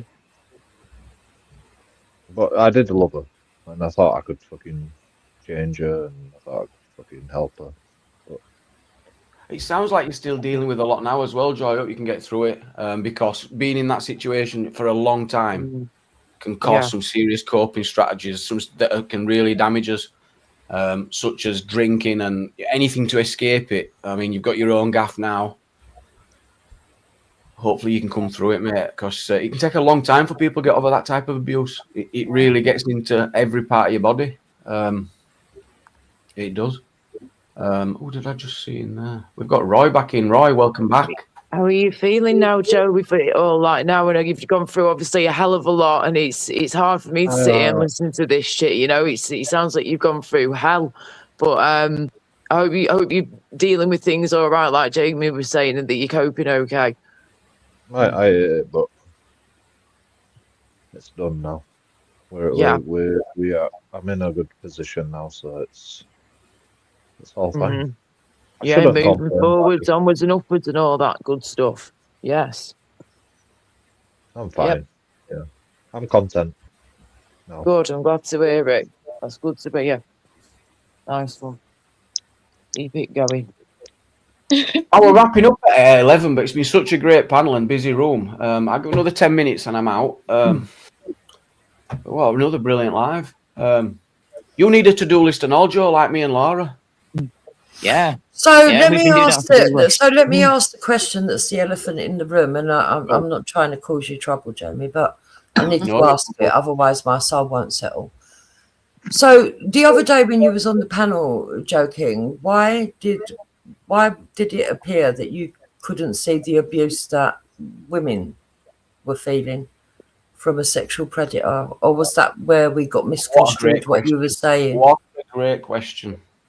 Like I feel for them women, but at the same time, you know, like social media and all this shit, you know, get rich quick on social media, you know, like that's the way I see it.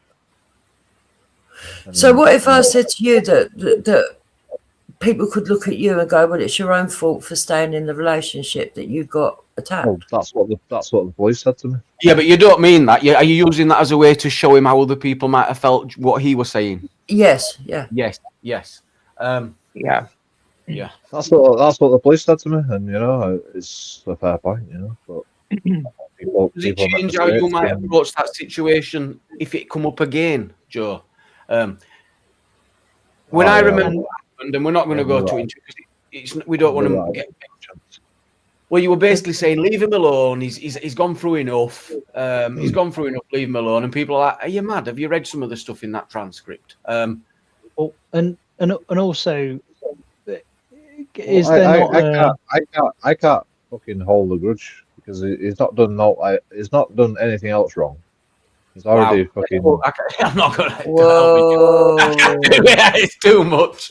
You see that, and that's where I then start to lose some empathy for you, because you can see your suffering, but you don't understand the suffering or the harm that man's caused to women. I'm just going to call him a nonce for the rest of his life. And no one's doing that though. But you're just going to not help yourself, are you? You're not willing to acknowledge. I mean, no one nonced you, but you're still a victim about what happened to you, aren't you? I don't fucking play the victim, no. Has it affected you negatively at all? Probably. So you are a victim? Yeah, but I don't fucking play the victim. I'm not saying you don't have to, do you? You don't have to play the victim, but to not suffer from something awful that's happened to you over the years. Do you know what I mean? It's going to, of course, scar you mentally, and it's how you deal with it moving forwards, like we were saying before, that counts, you know? But, yeah. So because I'm dealing with it mentally, she should go through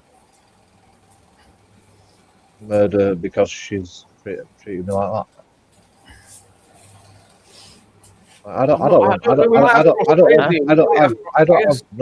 have no fucking bad juju for her at all. You know? I still love her. I love every girl that I've ever been with. You know, I didn't get with them because I didn't love them. You know, I love them. But you know, I can't forgive for what they did. But I'm not going to fucking make their life a misery just because, you know, an eye for an eye or whatever. You know? Oh, absolutely not. You move on. Yeah, of course. Yeah, you're a fully grown man, you know. We wouldn't expect you to be doing that, you know. Can we welcome Craig on the panel? We are wrapping up shortly, Craig, but welcome up, mate. Hello, everybody. It's my lovely Laura. How you doing? Hey, mate. You all right? Oh, Jukes. Yeah. Yeah, I can actually sympathise with Joe because I've been in that situation myself. Do you want to talk about it, Craig? Oh no, I'm perfectly fine. But as I said, I've been in that situation myself before, where my ex-partner used to beat the living shit out of me, and that was two of them. Two of them. Yeah, you were in a two-way relationship, were you? What do you mean? Two separate occasions. Oh, you've been in two relationships where you've well, I don't know what's happened to you. Oh, I was homeless, and now I ended up moving into my ex's father's house or flat, whatever it was. And she ended up starting beating the shit out of me in front of her own dad, and her dad didn't stop her from doing anything. So I ended up having to leave the house. Did it cause physical injury? She did, yes, but he didn't. He just stood there and watched. What the fuck? Yeah. I have to be honest. I'm not in. Like, I understand the financial abuse, but I don't understand the physical abuse. If you're like, good to see how? What? I'm not. I don't want to be judgmental because I'm not judging. But what I don't understand is, I understand the reticence to want to act against a person when you're relying on them for house and home.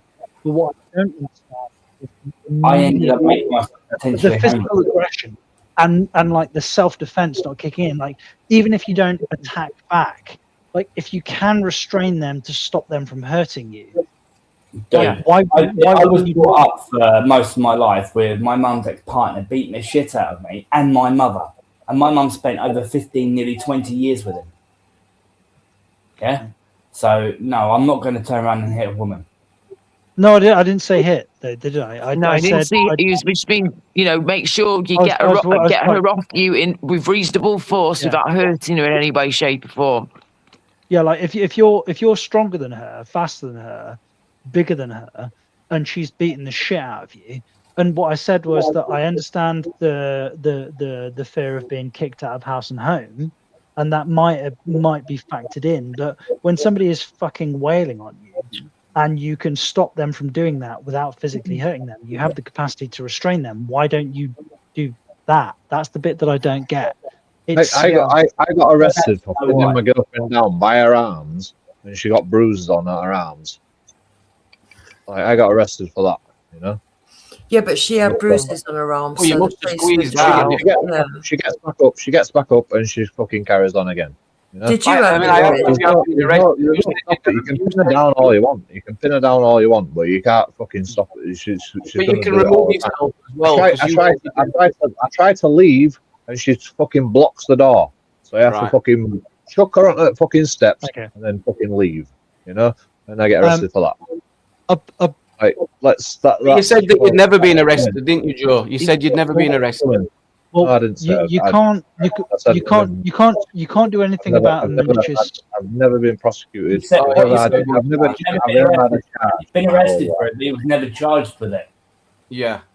So fine, you can't. There's nothing you can do about a malicious complaint. Like, in fairness, if somebody is so maliciously inclined, they're going to accuse you of doing something that you didn't do.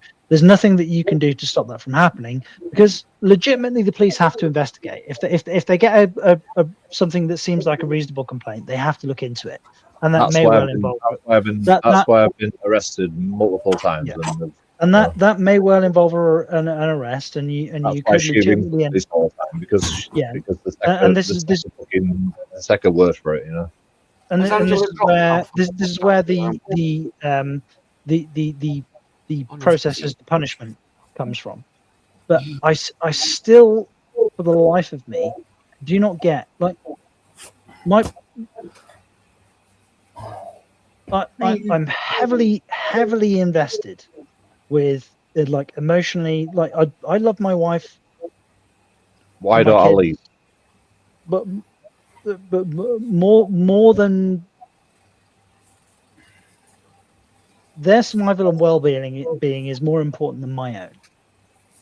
But if my wife started beating me, and it was not in her best, if it wasn't because of like I was trying to beat her, like the notion that I wouldn't stop her because I can, like just like in the immediacy of the situation, like my instincts would kick in, like that's the bit that I don't get, you know.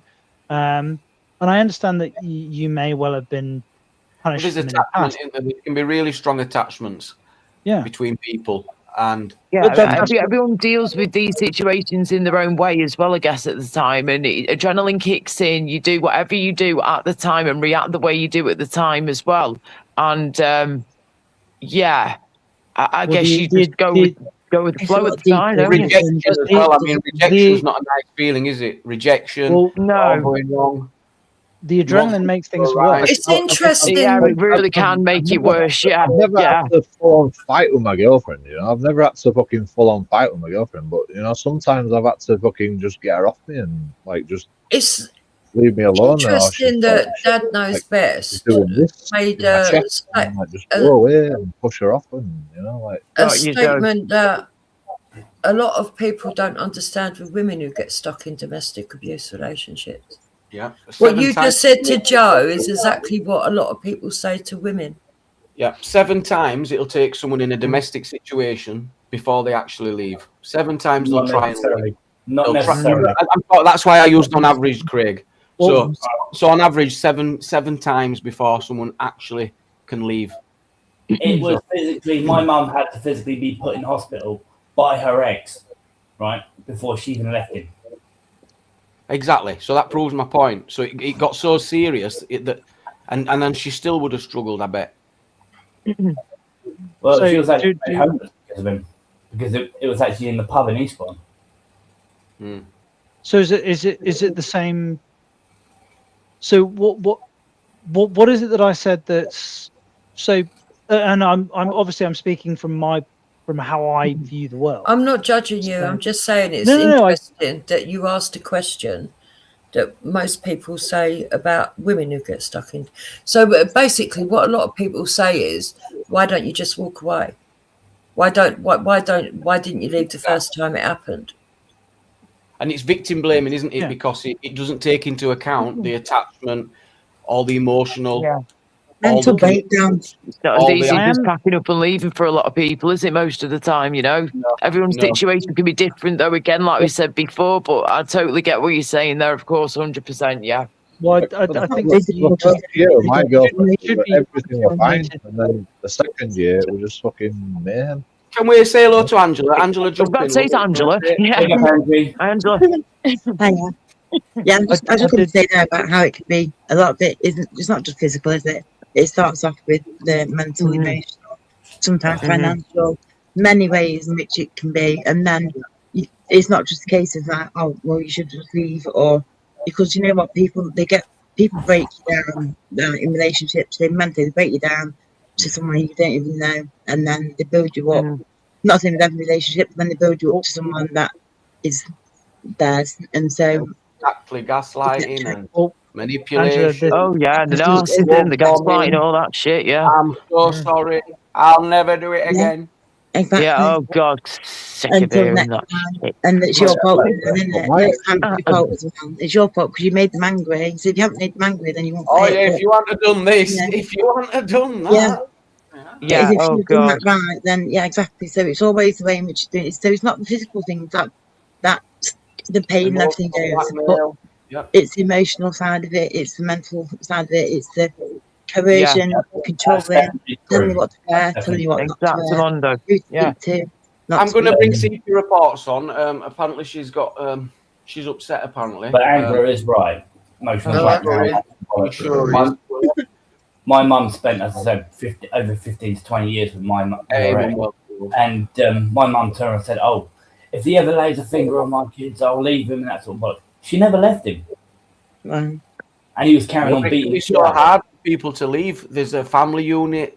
There's all sorts going on. Said and done in it sometimes. It really is. Jamie, Yeah. but the problem is we had two houses, right? You had my mum's ex-partner's house over in Lancing, right? And then we had a house over in Port Slade. Mm-hmm. My mum could have left at any time, but she refused to. Well, you say refuse, but I would ask you to be a bit more considerate towards her, because I can say the same about my mum and what she went through and what I witnessed, but I never would, because she was the victim. So why would I look back and say you should have done this, you should have done that? Absolutely, she did everything she could to the best of her ability at the time. Correct. Yes. But Jamie, whilst that does, like, the notion that the victim is the person who should have to step out of the way, I completely understand that, but practically, exactly, that doesn't make any sense at all. Like, if somebody is thumping the fuck out of you, like, just because they shouldn't, it's a little bit like the notion of when, like, oh, I should be able to walk down that dark alleyway wearing skimpy clothes. Yep. Yes, you should, but to do it is high risk, and you know that there is going to be some fucking cunt who's going to take advantage of you if you do. So don't do it. Like, and the same is true when like you can remove yourself from a high risk situation. Just because you shouldn't have to doesn't mean that you don't. You can, but when you talk to a lot of these victims, sometimes you can't. Go ahead, Jukes. I don't want to box myself into the corner and be like an apologist for people that I want to make this abundantly clear, like absolutely, completely clear. As a husband, a father of both a son and a daughter,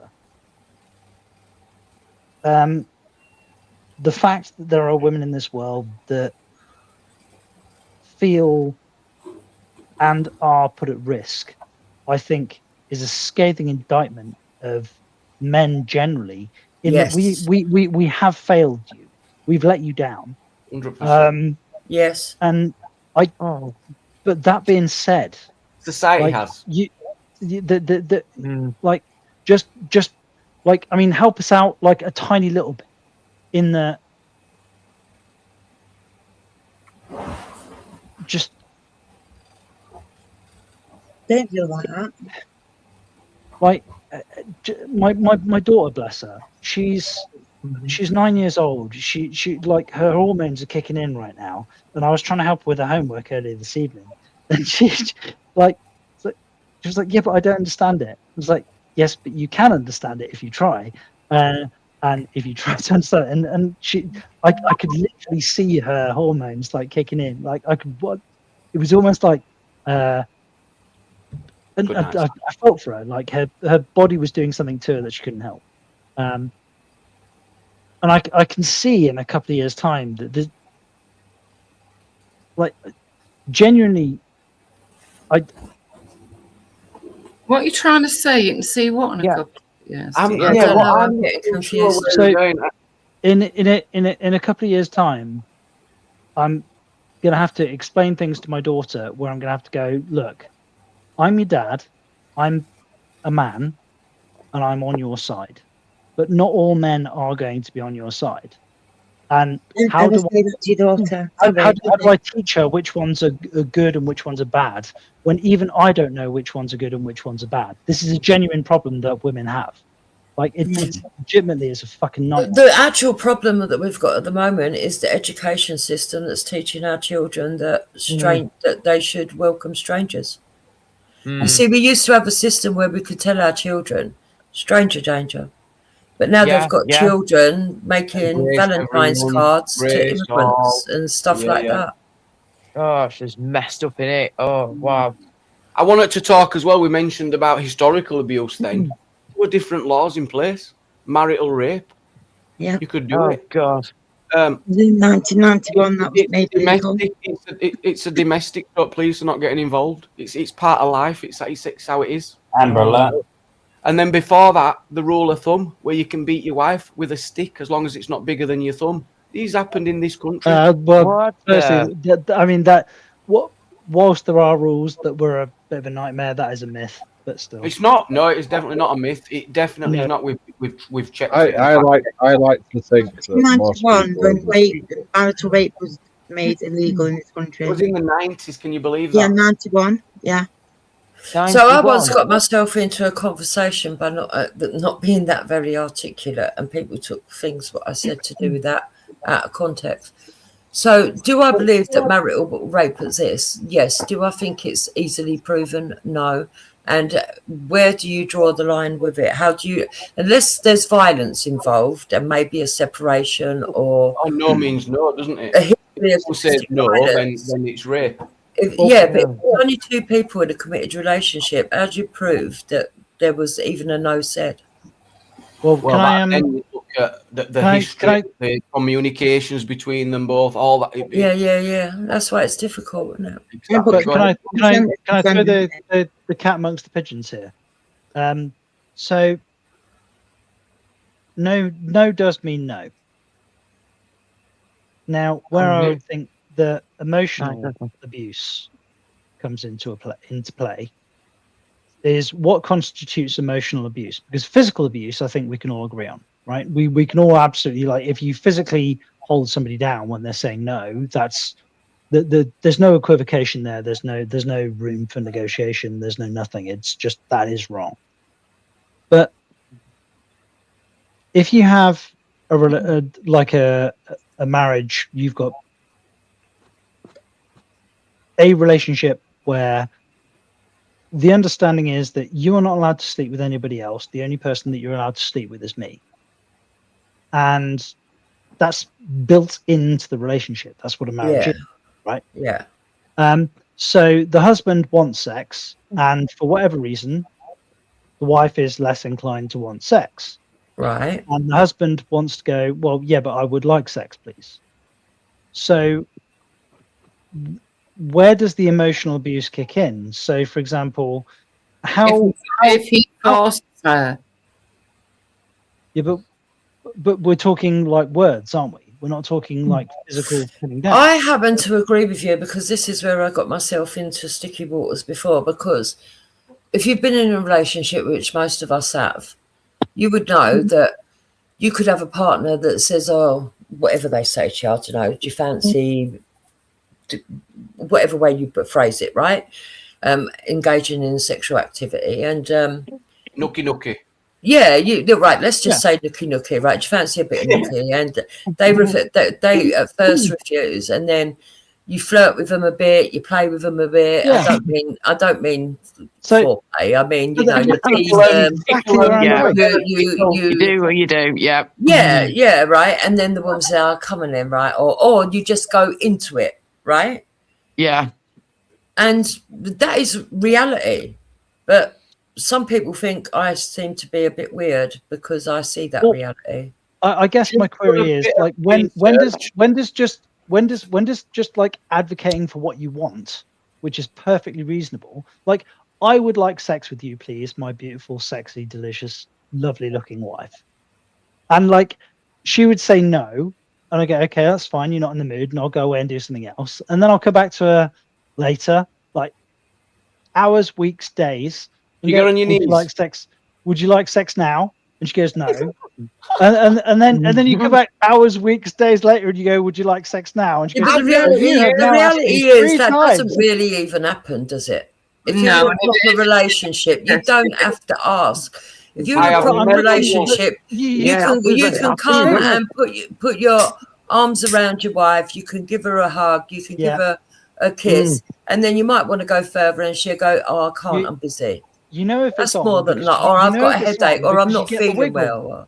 Not once have I ever. I've never once had that experience where I've like asked her. I've never ever. It's not reality, is I have it? You to don't frame ask. this stupid fucking question like this because we're in the world of consent. Like, there's no implied consent anymore, and this is kind of where I'm going. You might get in bed and you'll cuddle up, and then it's so my point is, I could walk into a courtroom, right, and I could be asked the question, I would say that relationship categorically over ask if your you have wife to do that. if you could have sex with her? And I go, no. I go, oh, all right, so you didn't secure consent then? I go, no, I know. I guess I didn't. I think it's not like that. It's did I the know it's person not. did the person say no? Yes, right. You're guilty. No, it's not even that anymore.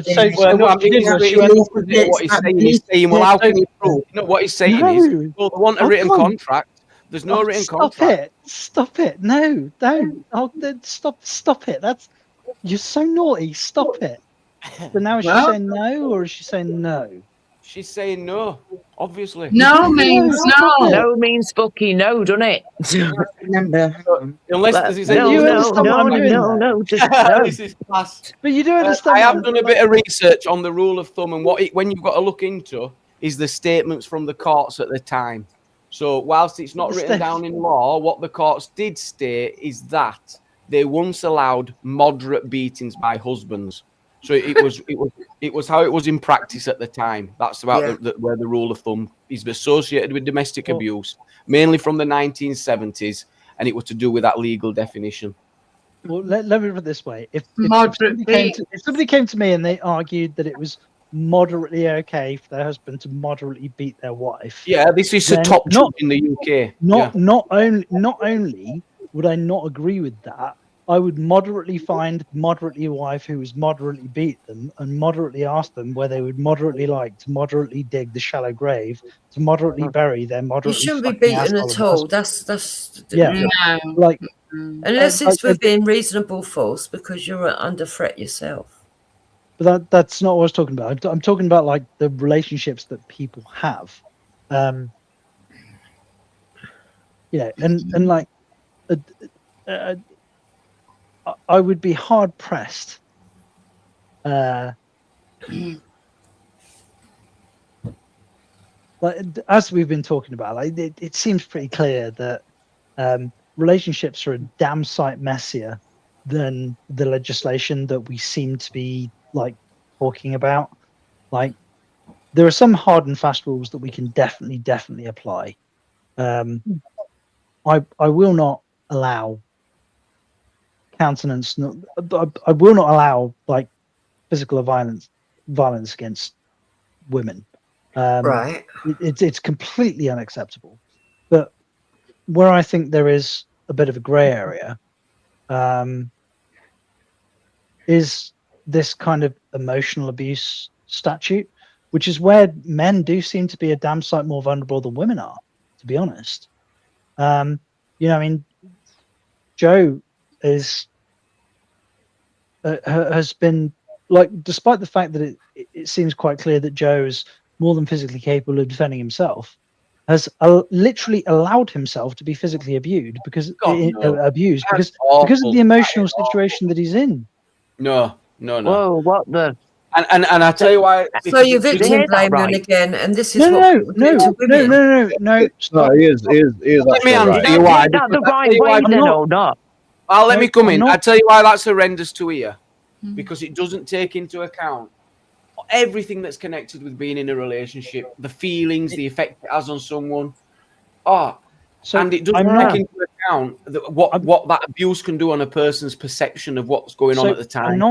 I want to make this really clear. I'm not blaming Joe for his own abuse. Like, I'm not telling him that it's his fault.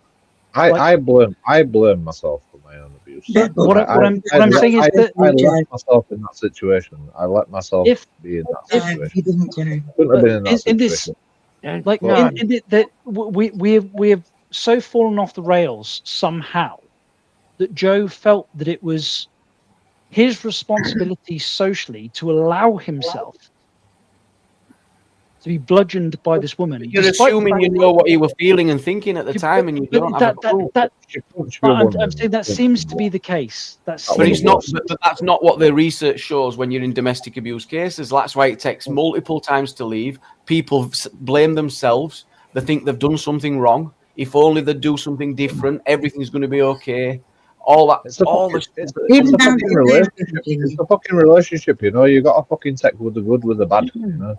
That's what That's and you what get I made to do. believe then that like no one else is going to love you, and you get made to believe that how you're lucky to have that person, and how you just all them things you get put into your head to make, because you get made to feel worthless and so down and shit about yourself that they end up controlling exactly how you feel. And so it's not so easy to be going like, oh yeah, well, do you know what I mean? That's what's happened, and yeah, pull yourself out of it, take yourself out of it, because it's not that easy. It gets destroyed. Every part of you gets destroyed, and it's The only thing that destroyed me in that relationship was the police getting called all the time. Going to fucking cells. What's fear than the fear of going to prison then, yeah? Having If to your give my freedom being taken away. But is Joe's representation of how he felt in the relationship similar to how like we've not really gone into it, have we? I've not really touched on it because I didn't think it'd be fair to say, well, personal shit and Yeah, everything, and you know, in general terms, that when people are getting abused, their perception becomes altered. They're not seeing what.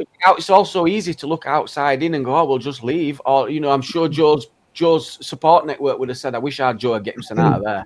But they have to. But they also. I think my girlfriend is a narcissistic person. Yeah, I'm sure you do, Joe. And this is where you let yourself down a lot as well. Look what Lee Chambers says as well. She says, even when you do leave, you're not free. People worry about stalking, right? Then it turns more serious. Yeah. You live with everything that's been done to you for the Like there's something wrong with her, right? Because she goes to the doctors and they say she's like, she comes back to the doctors and she says that I'm too young. You know, I'm like fucking young in the mind and stuff like this to me all the time. And this is an excuse why she does what she does to me. She's mentally ill. Who's too young? She's too young, or you too young? Maybe she is mentally ill, but I think she has a serious. Does she have bipolar or ADHD or something like that? My ex How old is she? I don't know. But all she comes back from the doctors and she says, the doctor says you're too young in the mind and stuff like this, and I'm like, what does that mean? I don't know. John, we've lost John. I don't know if you've lost connection. No. I think you've got to try and get over it at this point. She's 9 years younger than me, but like I don't mean that because you're talking. Well, is anyone else picking up on this? Like you're talking like it's still now. I don't know if I'm like it's still. It must still be scared because I was like that with my ex. Present day. Got your dad knows best. Got you. Are you keeping your camera on? That's fine. See, this conversation is a good conversation, but there's so many nuances to it that just needs to be discussed. I mean, this is why I say you have to take it on an individual basis. And yeah, all right, you've got the rough laws that are well, they're set laws actually, that are the borderline, but that they don't always apply in every single case, and that there are male domestic abuse victims and there are women domestic abuse victims, but people need to be realistic as well. 1 to 2 men are doing that. It's like just in all of it. Do you know what I mean? It needs to just be stopped. I think obviously we can't stop it, obviously, but it's down to us as a society to be like, I don't know. Like when you said before, the question I asked, does society always get it right? Because how have we got to the situation that we're in?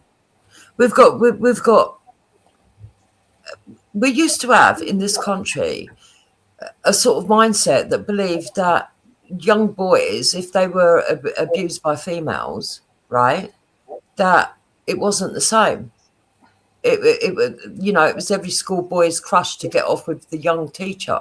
Whereas if that had been in reverse, we would have all been outraged because it's a paedophile, and that both of them are paedophiles. We've got a system where, so because we know that males and females are not exclusively the same, and we know that, all right, there's always going to be outliers, and we know that everybody deserves equal respect. We've some kind of how built up this wonky society that's really not working, because there's injustices going on all over the place for women and for men. So when it comes to the men that are suffering domestic abuse, people don't really recognise it, but the backlash to that is that some men are beginning to wake up and stand up and say, no, look, we do suffer domestic abuse as well. But then they're breeding a hatred for women, and now they haven't got an understanding of what women are going through and just how bad that sexual offences have got in this country towards women and children.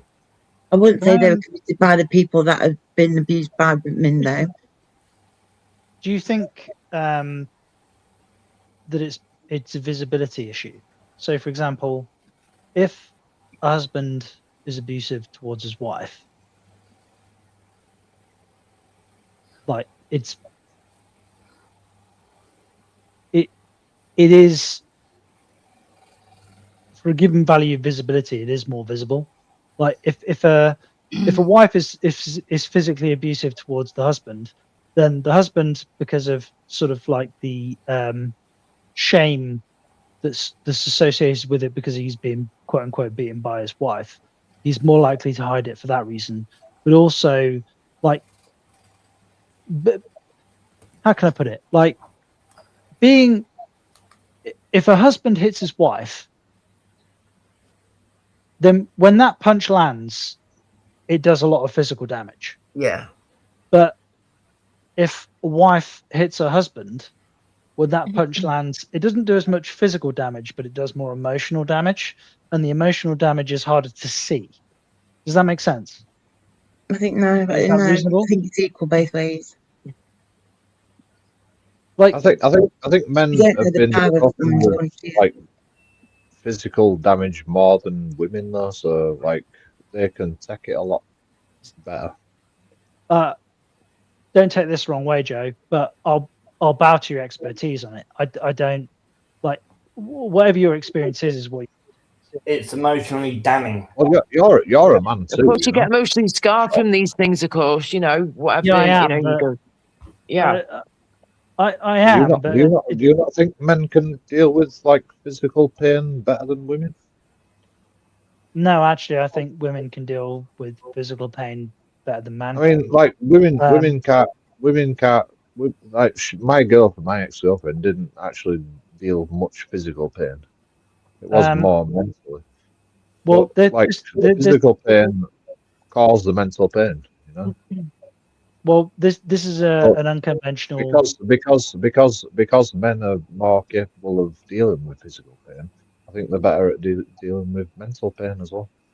I'm gonna probably surprise people here, but I actually don't think that's true, Joe. I think women are actually better at dealing with physical pain than men are, and I think women have a higher degree of durability than men do. Do you believe this seriously? No. I mean, I would say we're the same. We all have. No, we're not. Although we have we say that we're acceptable for a punch and slap a kick. Women live longer.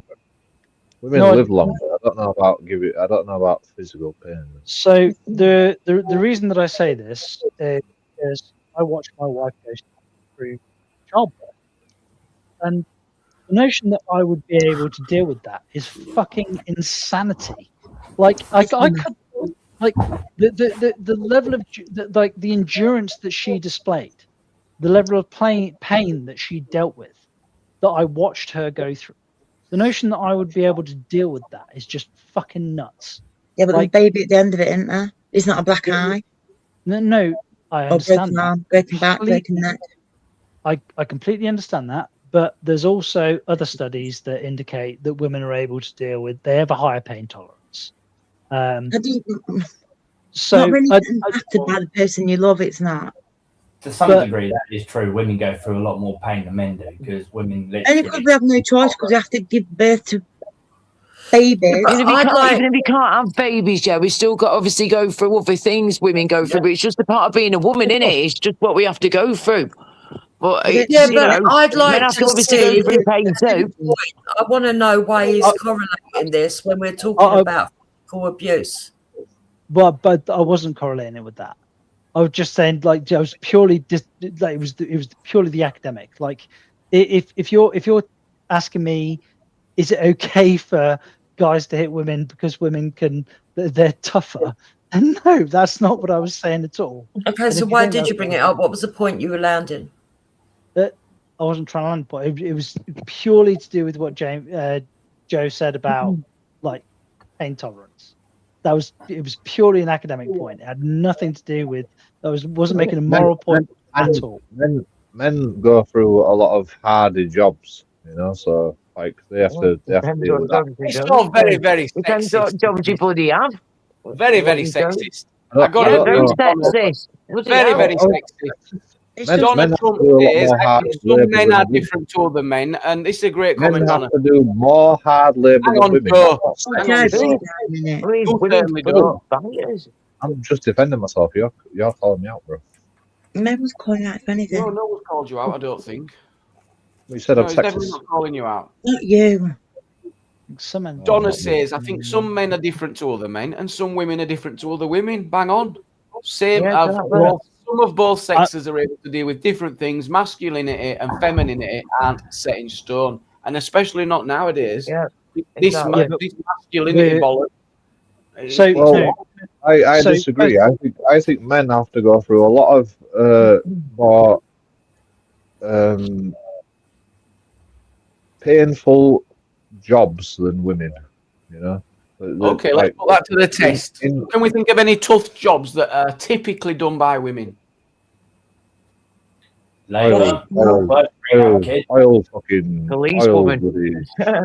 Policewoman. An army officer of any description. She could be in the army, she could be in the navy.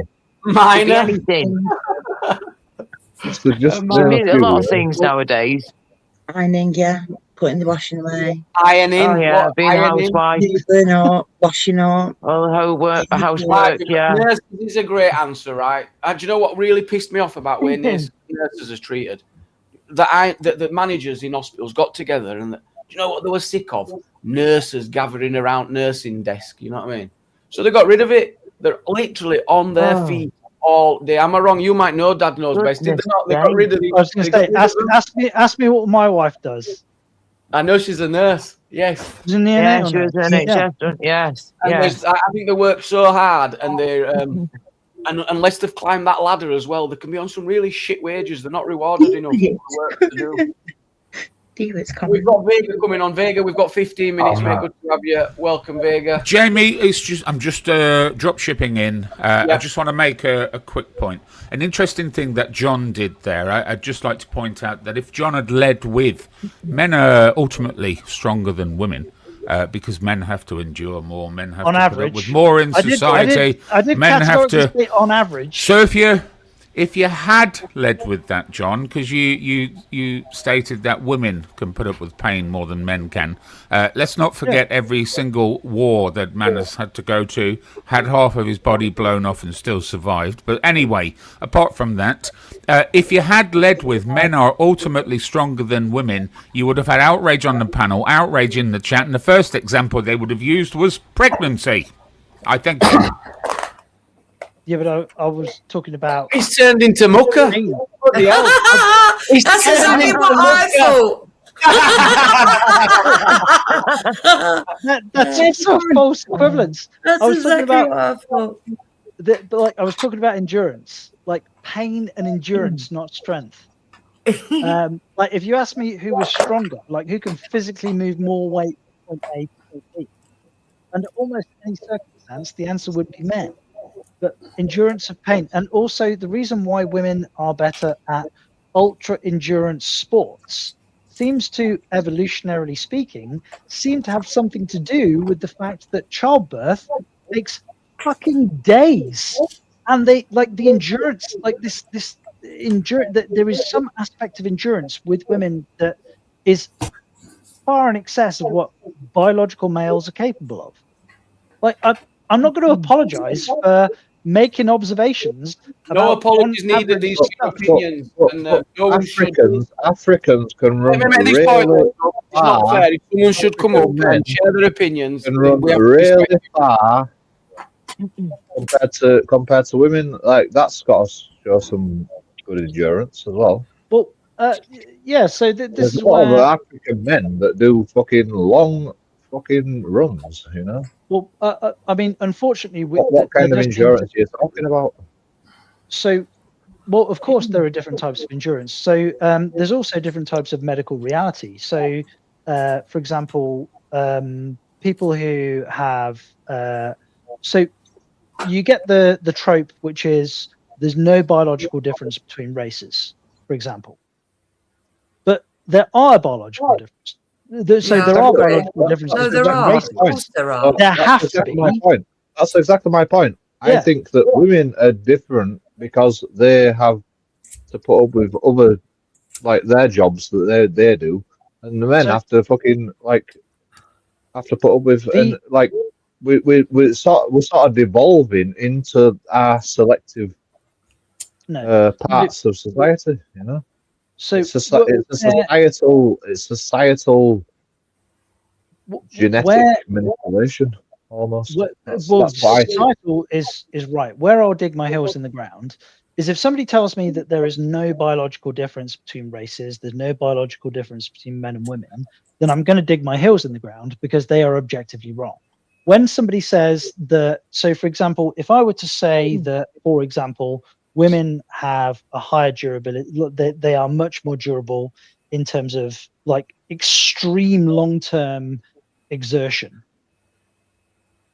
Can I be specific and say what did you just say? That there are differences between races and sexes? Because what do you mean? Well, let me finish the point, Jeremy. So Africans can run further. What tends to happen is you can point out a biological difference between races. Now, there is a biological difference between races. There must be a biological difference between races because we can visually identify different races. If somebody has more melanin in their skin, then that is a biological difference. Is that a social? Is that, well, not really, because ain't that dependent on where you come from? So that would be a Jeremy. So no, let me land this because I think I'm right. That would be those different variations would be a result of a social construct rather than biological or genetic. No, so you think the difference can run further because of where they come from. Why do they have? Why? Yeah, I do. Yeah, I do. Yeah. So you think the different amount of melanin in somebody's skin is a social construct as opposed to a biological reality? Yes. Well, and why does it? Because why do they have more in the? Let me think about it. Why do they have more in the skin then? Because it's a biological, because of where they were raised, where they were born. Exactly. But that's not social, then, is it? Well, it is. That's what it means. It means if there were that's not what it means. I'm using it to explain to take it away from. It's just a biological thing. It's a biological thing for a reason. Social, something that's social is a product of human minds. Like a social environment. A social construct is something that is a product of a human mind and a human mind only. Whereas the amount of melanin in somebody's skin is a product of their environment. It's environmental. And it might be genetic. Well, I've got the answer in front of me, right? So I'm not talking this off the top of my head. I'm reading it. But Jamie, it might be genetic, or it could just be by virtue of where you were born. So, for example, you could have two people that have identical genetics, and you could have person A that was born close to the equator and gets exposed to a lot more sun, and they would produce more melanin in their skin by virtue. It's a natural byproduct of the body. It hands because the cells. Or they could be closer to one of the poles, and then there's less need for a production of melanin for the protection of the skin. So the body does react to its environment. But then there's also genetics as well. So, but that's not what we're talking about here. What I'm talking about is there are social realities and there are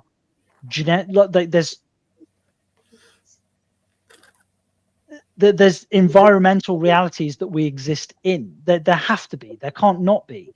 And this is like a really basic. It's literally the nature nurture argument. It has a name in sociology.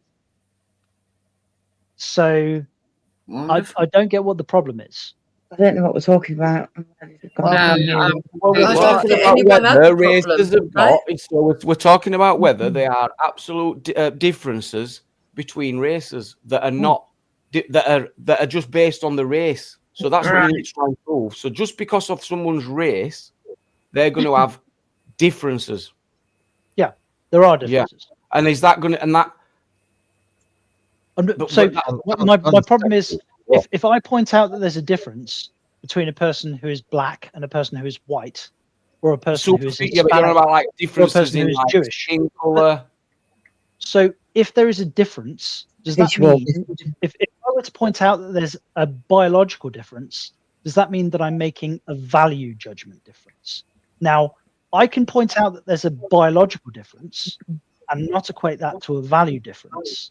But there are people in our society these days who, because I go, okay, there's a biological difference, they'll accuse me of saying, well, this person is more important than that person. And I'm telling you, like, that's unreasonable. It's unreasonable for me to be told that there's no difference. And it's also completely unreasonable for me to be told when I notice that there's a difference, that I'm somehow making a value judgment. I'm not. What I'm telling you is that statistically, for example, people who have more, who are of African descent are more likely to have, for example, sickle cell anemia, which means, or more likely to have different variations in heart problems, which means that we can actually improve their longevity by using a different kind of heart medication. Right? So yeah, but what's your point? Because we all know this. We're not backwards. Yeah, but I'm talking about. So when somebody like barrels into the conversation and says there's no difference. Well, I'm stating where you're saying that it's a biological difference. Okay. Yeah, there is a biological difference. What is it? Well, I've just explained to you there. But why have they got what's the difference? It's what are you judging on? So there are biological differences. For example, I'll give one. We can revisit it and I'll research it, but I'm not willing to accept that there are specific and clear differences between races which you can define. So there's differences in the bones. So if you're a midwife, you would know that pelvic areas of certain women from different areas are shaped differently, and it aids or interferes with giving birth. But what I think Society X is asking is, when he thinks that when you're saying there's differences, is like, well, yeah, these things are slight things that are not really a major impact on society or in community cohesion or things like that. When it comes down to people being able to function in daily life, have family structures, etc., that wouldn't be down to skin color. That might be down to culture. So what is your point? Well, no, my point was purely that when I say when people say there are no differences, like that's completely ridiculous. So you're saying it's not completely true? Okay, yeah, given. Yeah, that's fair. That you're saying that no, there is differences. Science might be on the verge. There must be. Like if we've noted where each fucking race of humans come from, like we don't even know that we all came from the same fucking species. We've found. Well, yeah, a dog's a dog, isn't it? A dog's a dog. A dog's a dog, but we have many different dogs. Well, cladistically, we have all come from the same species, but that's a different conversation. But that's the point, and it's so based on where you're born and your social then that is where those differences develop. Same with different species. Same with the dogs, whichever dogs they sleep with, then that's going to cause them to breed different dogs. Please. Oh no, wait, totally different thing. Sorry. It just depends where they fucking went to and where they originated from, and like who they bred with who, you know. Like humans have been bred from like multiple species of hominids. I'm not a hybrid. Science knows that. I don't know hybrid. Yeah. well, all humans are hominids, but not all hominids are humans. So yeah. Yeah, but like there's different That's species true. of hominids. Well, that's why I said that's true. Yeah. I'm still Angela. So we must like some people must have come from must be more connected to a different species of hominid than the others. No, because that's not how clades work. So any two humans, what percentage are they the same? Any two from anywhere on the planet?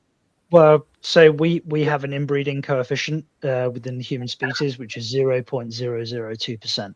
Not come from So inbred. what percentage are they the same? So any two humans, what percentage are they identical?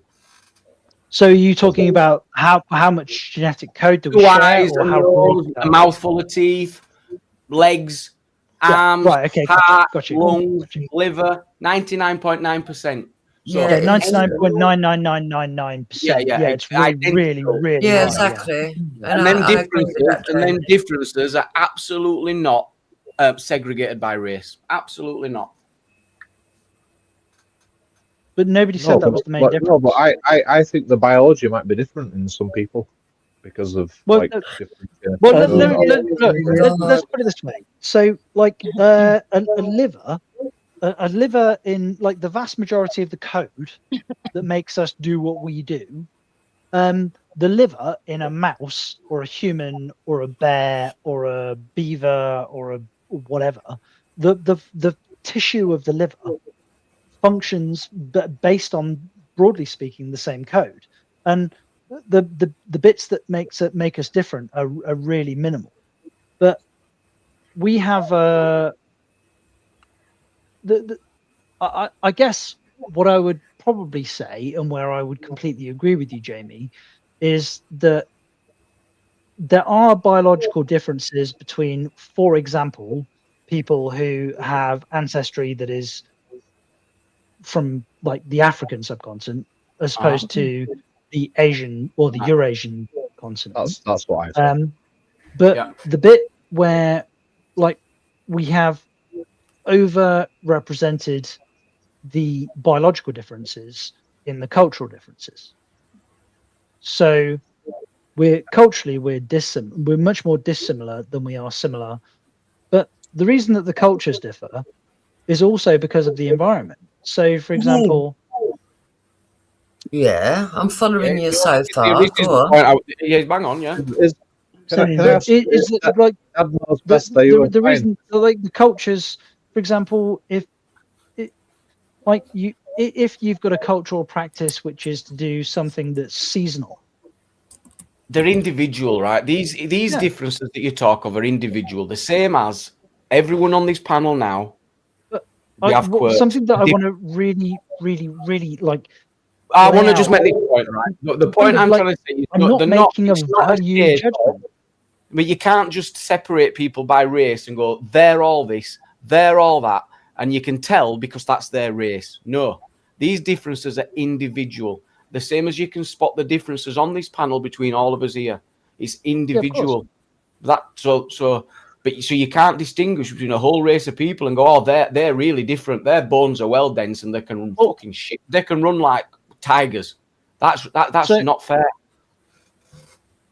But it's weird. So there are differences. Well, hold on. To a certain degree, you can, Jamie, because there's Tibetans. There's Tibetans that have got DNA within them, and some other parts of the world as well that actually can breathe in higher altitudes compared to the rest of the human race. Isn't that my original point? That's a social thing due to but climate. Again, it's down to the environment how can it just be social the genes when they have like on average 20% larger spleens? Like what part of their social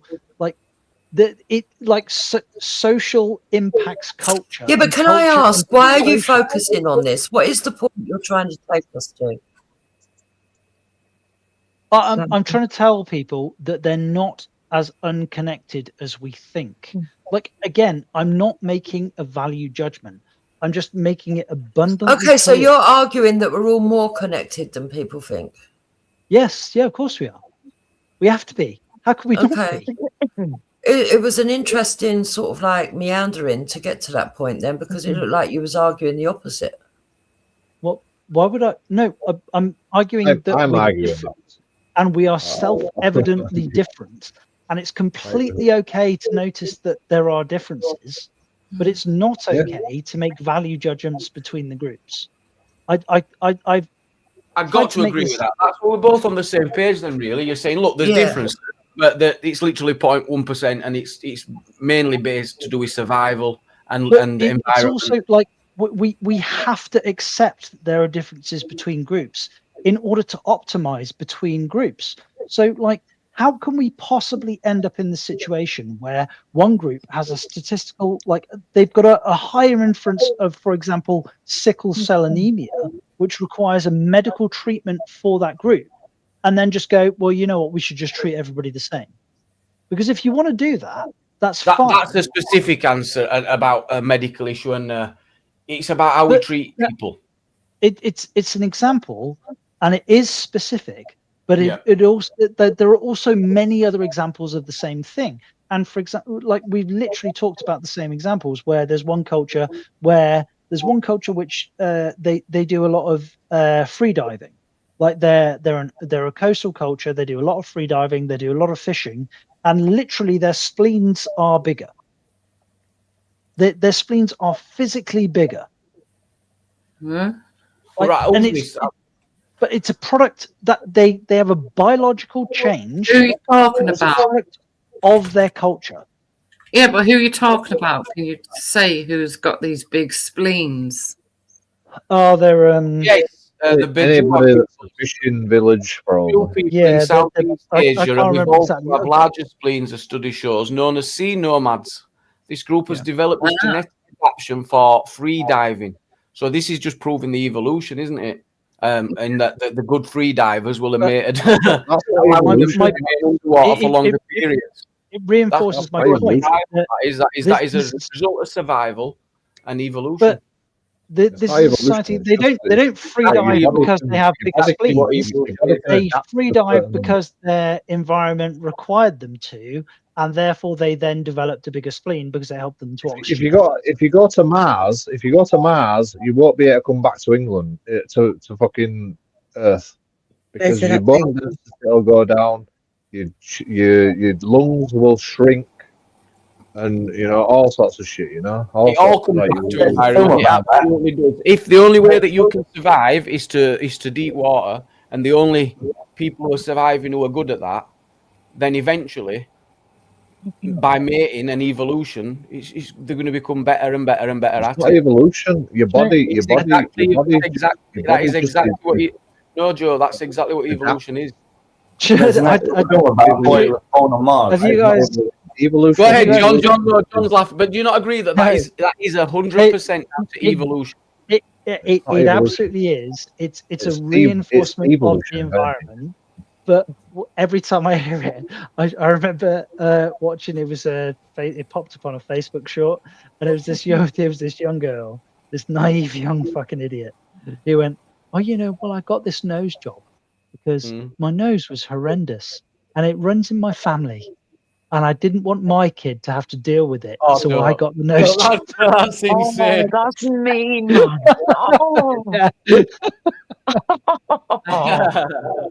But, there's a literal what a bloody idiot! It's a belter, isn't it? Yeah. Jesus. But he should be worrying about the low IQ genes he's passing on. Yeah, if we could somehow eugenics that out, that'd be fine. But I'm going to thank you and wrap up. What brilliant debate. Thank you again. Great to have Jukes back on the panel. Thank you, Laura. Good to see you. And Wendy. Thank you. Thanks for having us. Yeah, Jamie. Nice one. I went over my head last bit. Nice to see you all. Cheers. Ta-ra. Thank John, you. thank you very much. And just remember, people share their opinions. They're allowed to do that. Don't give them shit for that. Because without people's opinions, we've got no debates, have we? It'll be an echo chamber. Exactly. You know what? Thank you, everyone. That's Mondo. Jamie, I've really, really enjoyed tonight. Good. Bye. Good night. No. Good. I've enjoyed it as well. It's flown. You know, when it flies, it's been good. Yeah, we've done 3 hours. We're only coming on for an hour. Well, it's more like I like it when I like a bit of pushback. Exactly. Big up the evolution. Take care, everyone. I'm out. Catch you on the next one. Bye-bye. Thank you, Joe. Take care. And look what we've got here. A new social media star to look forward to. Here she is. He? You, yeah. I'm a female police officer and I find that offensive. She's on the social media. Yeah. Well, what are you going to do? What do you mean? What am I going to do? I'm a bit scared now. Can we stop? Reach out. We'll try and get her on the panel. Take care, everyone, and I'll catch you on the next one. Bye-bye.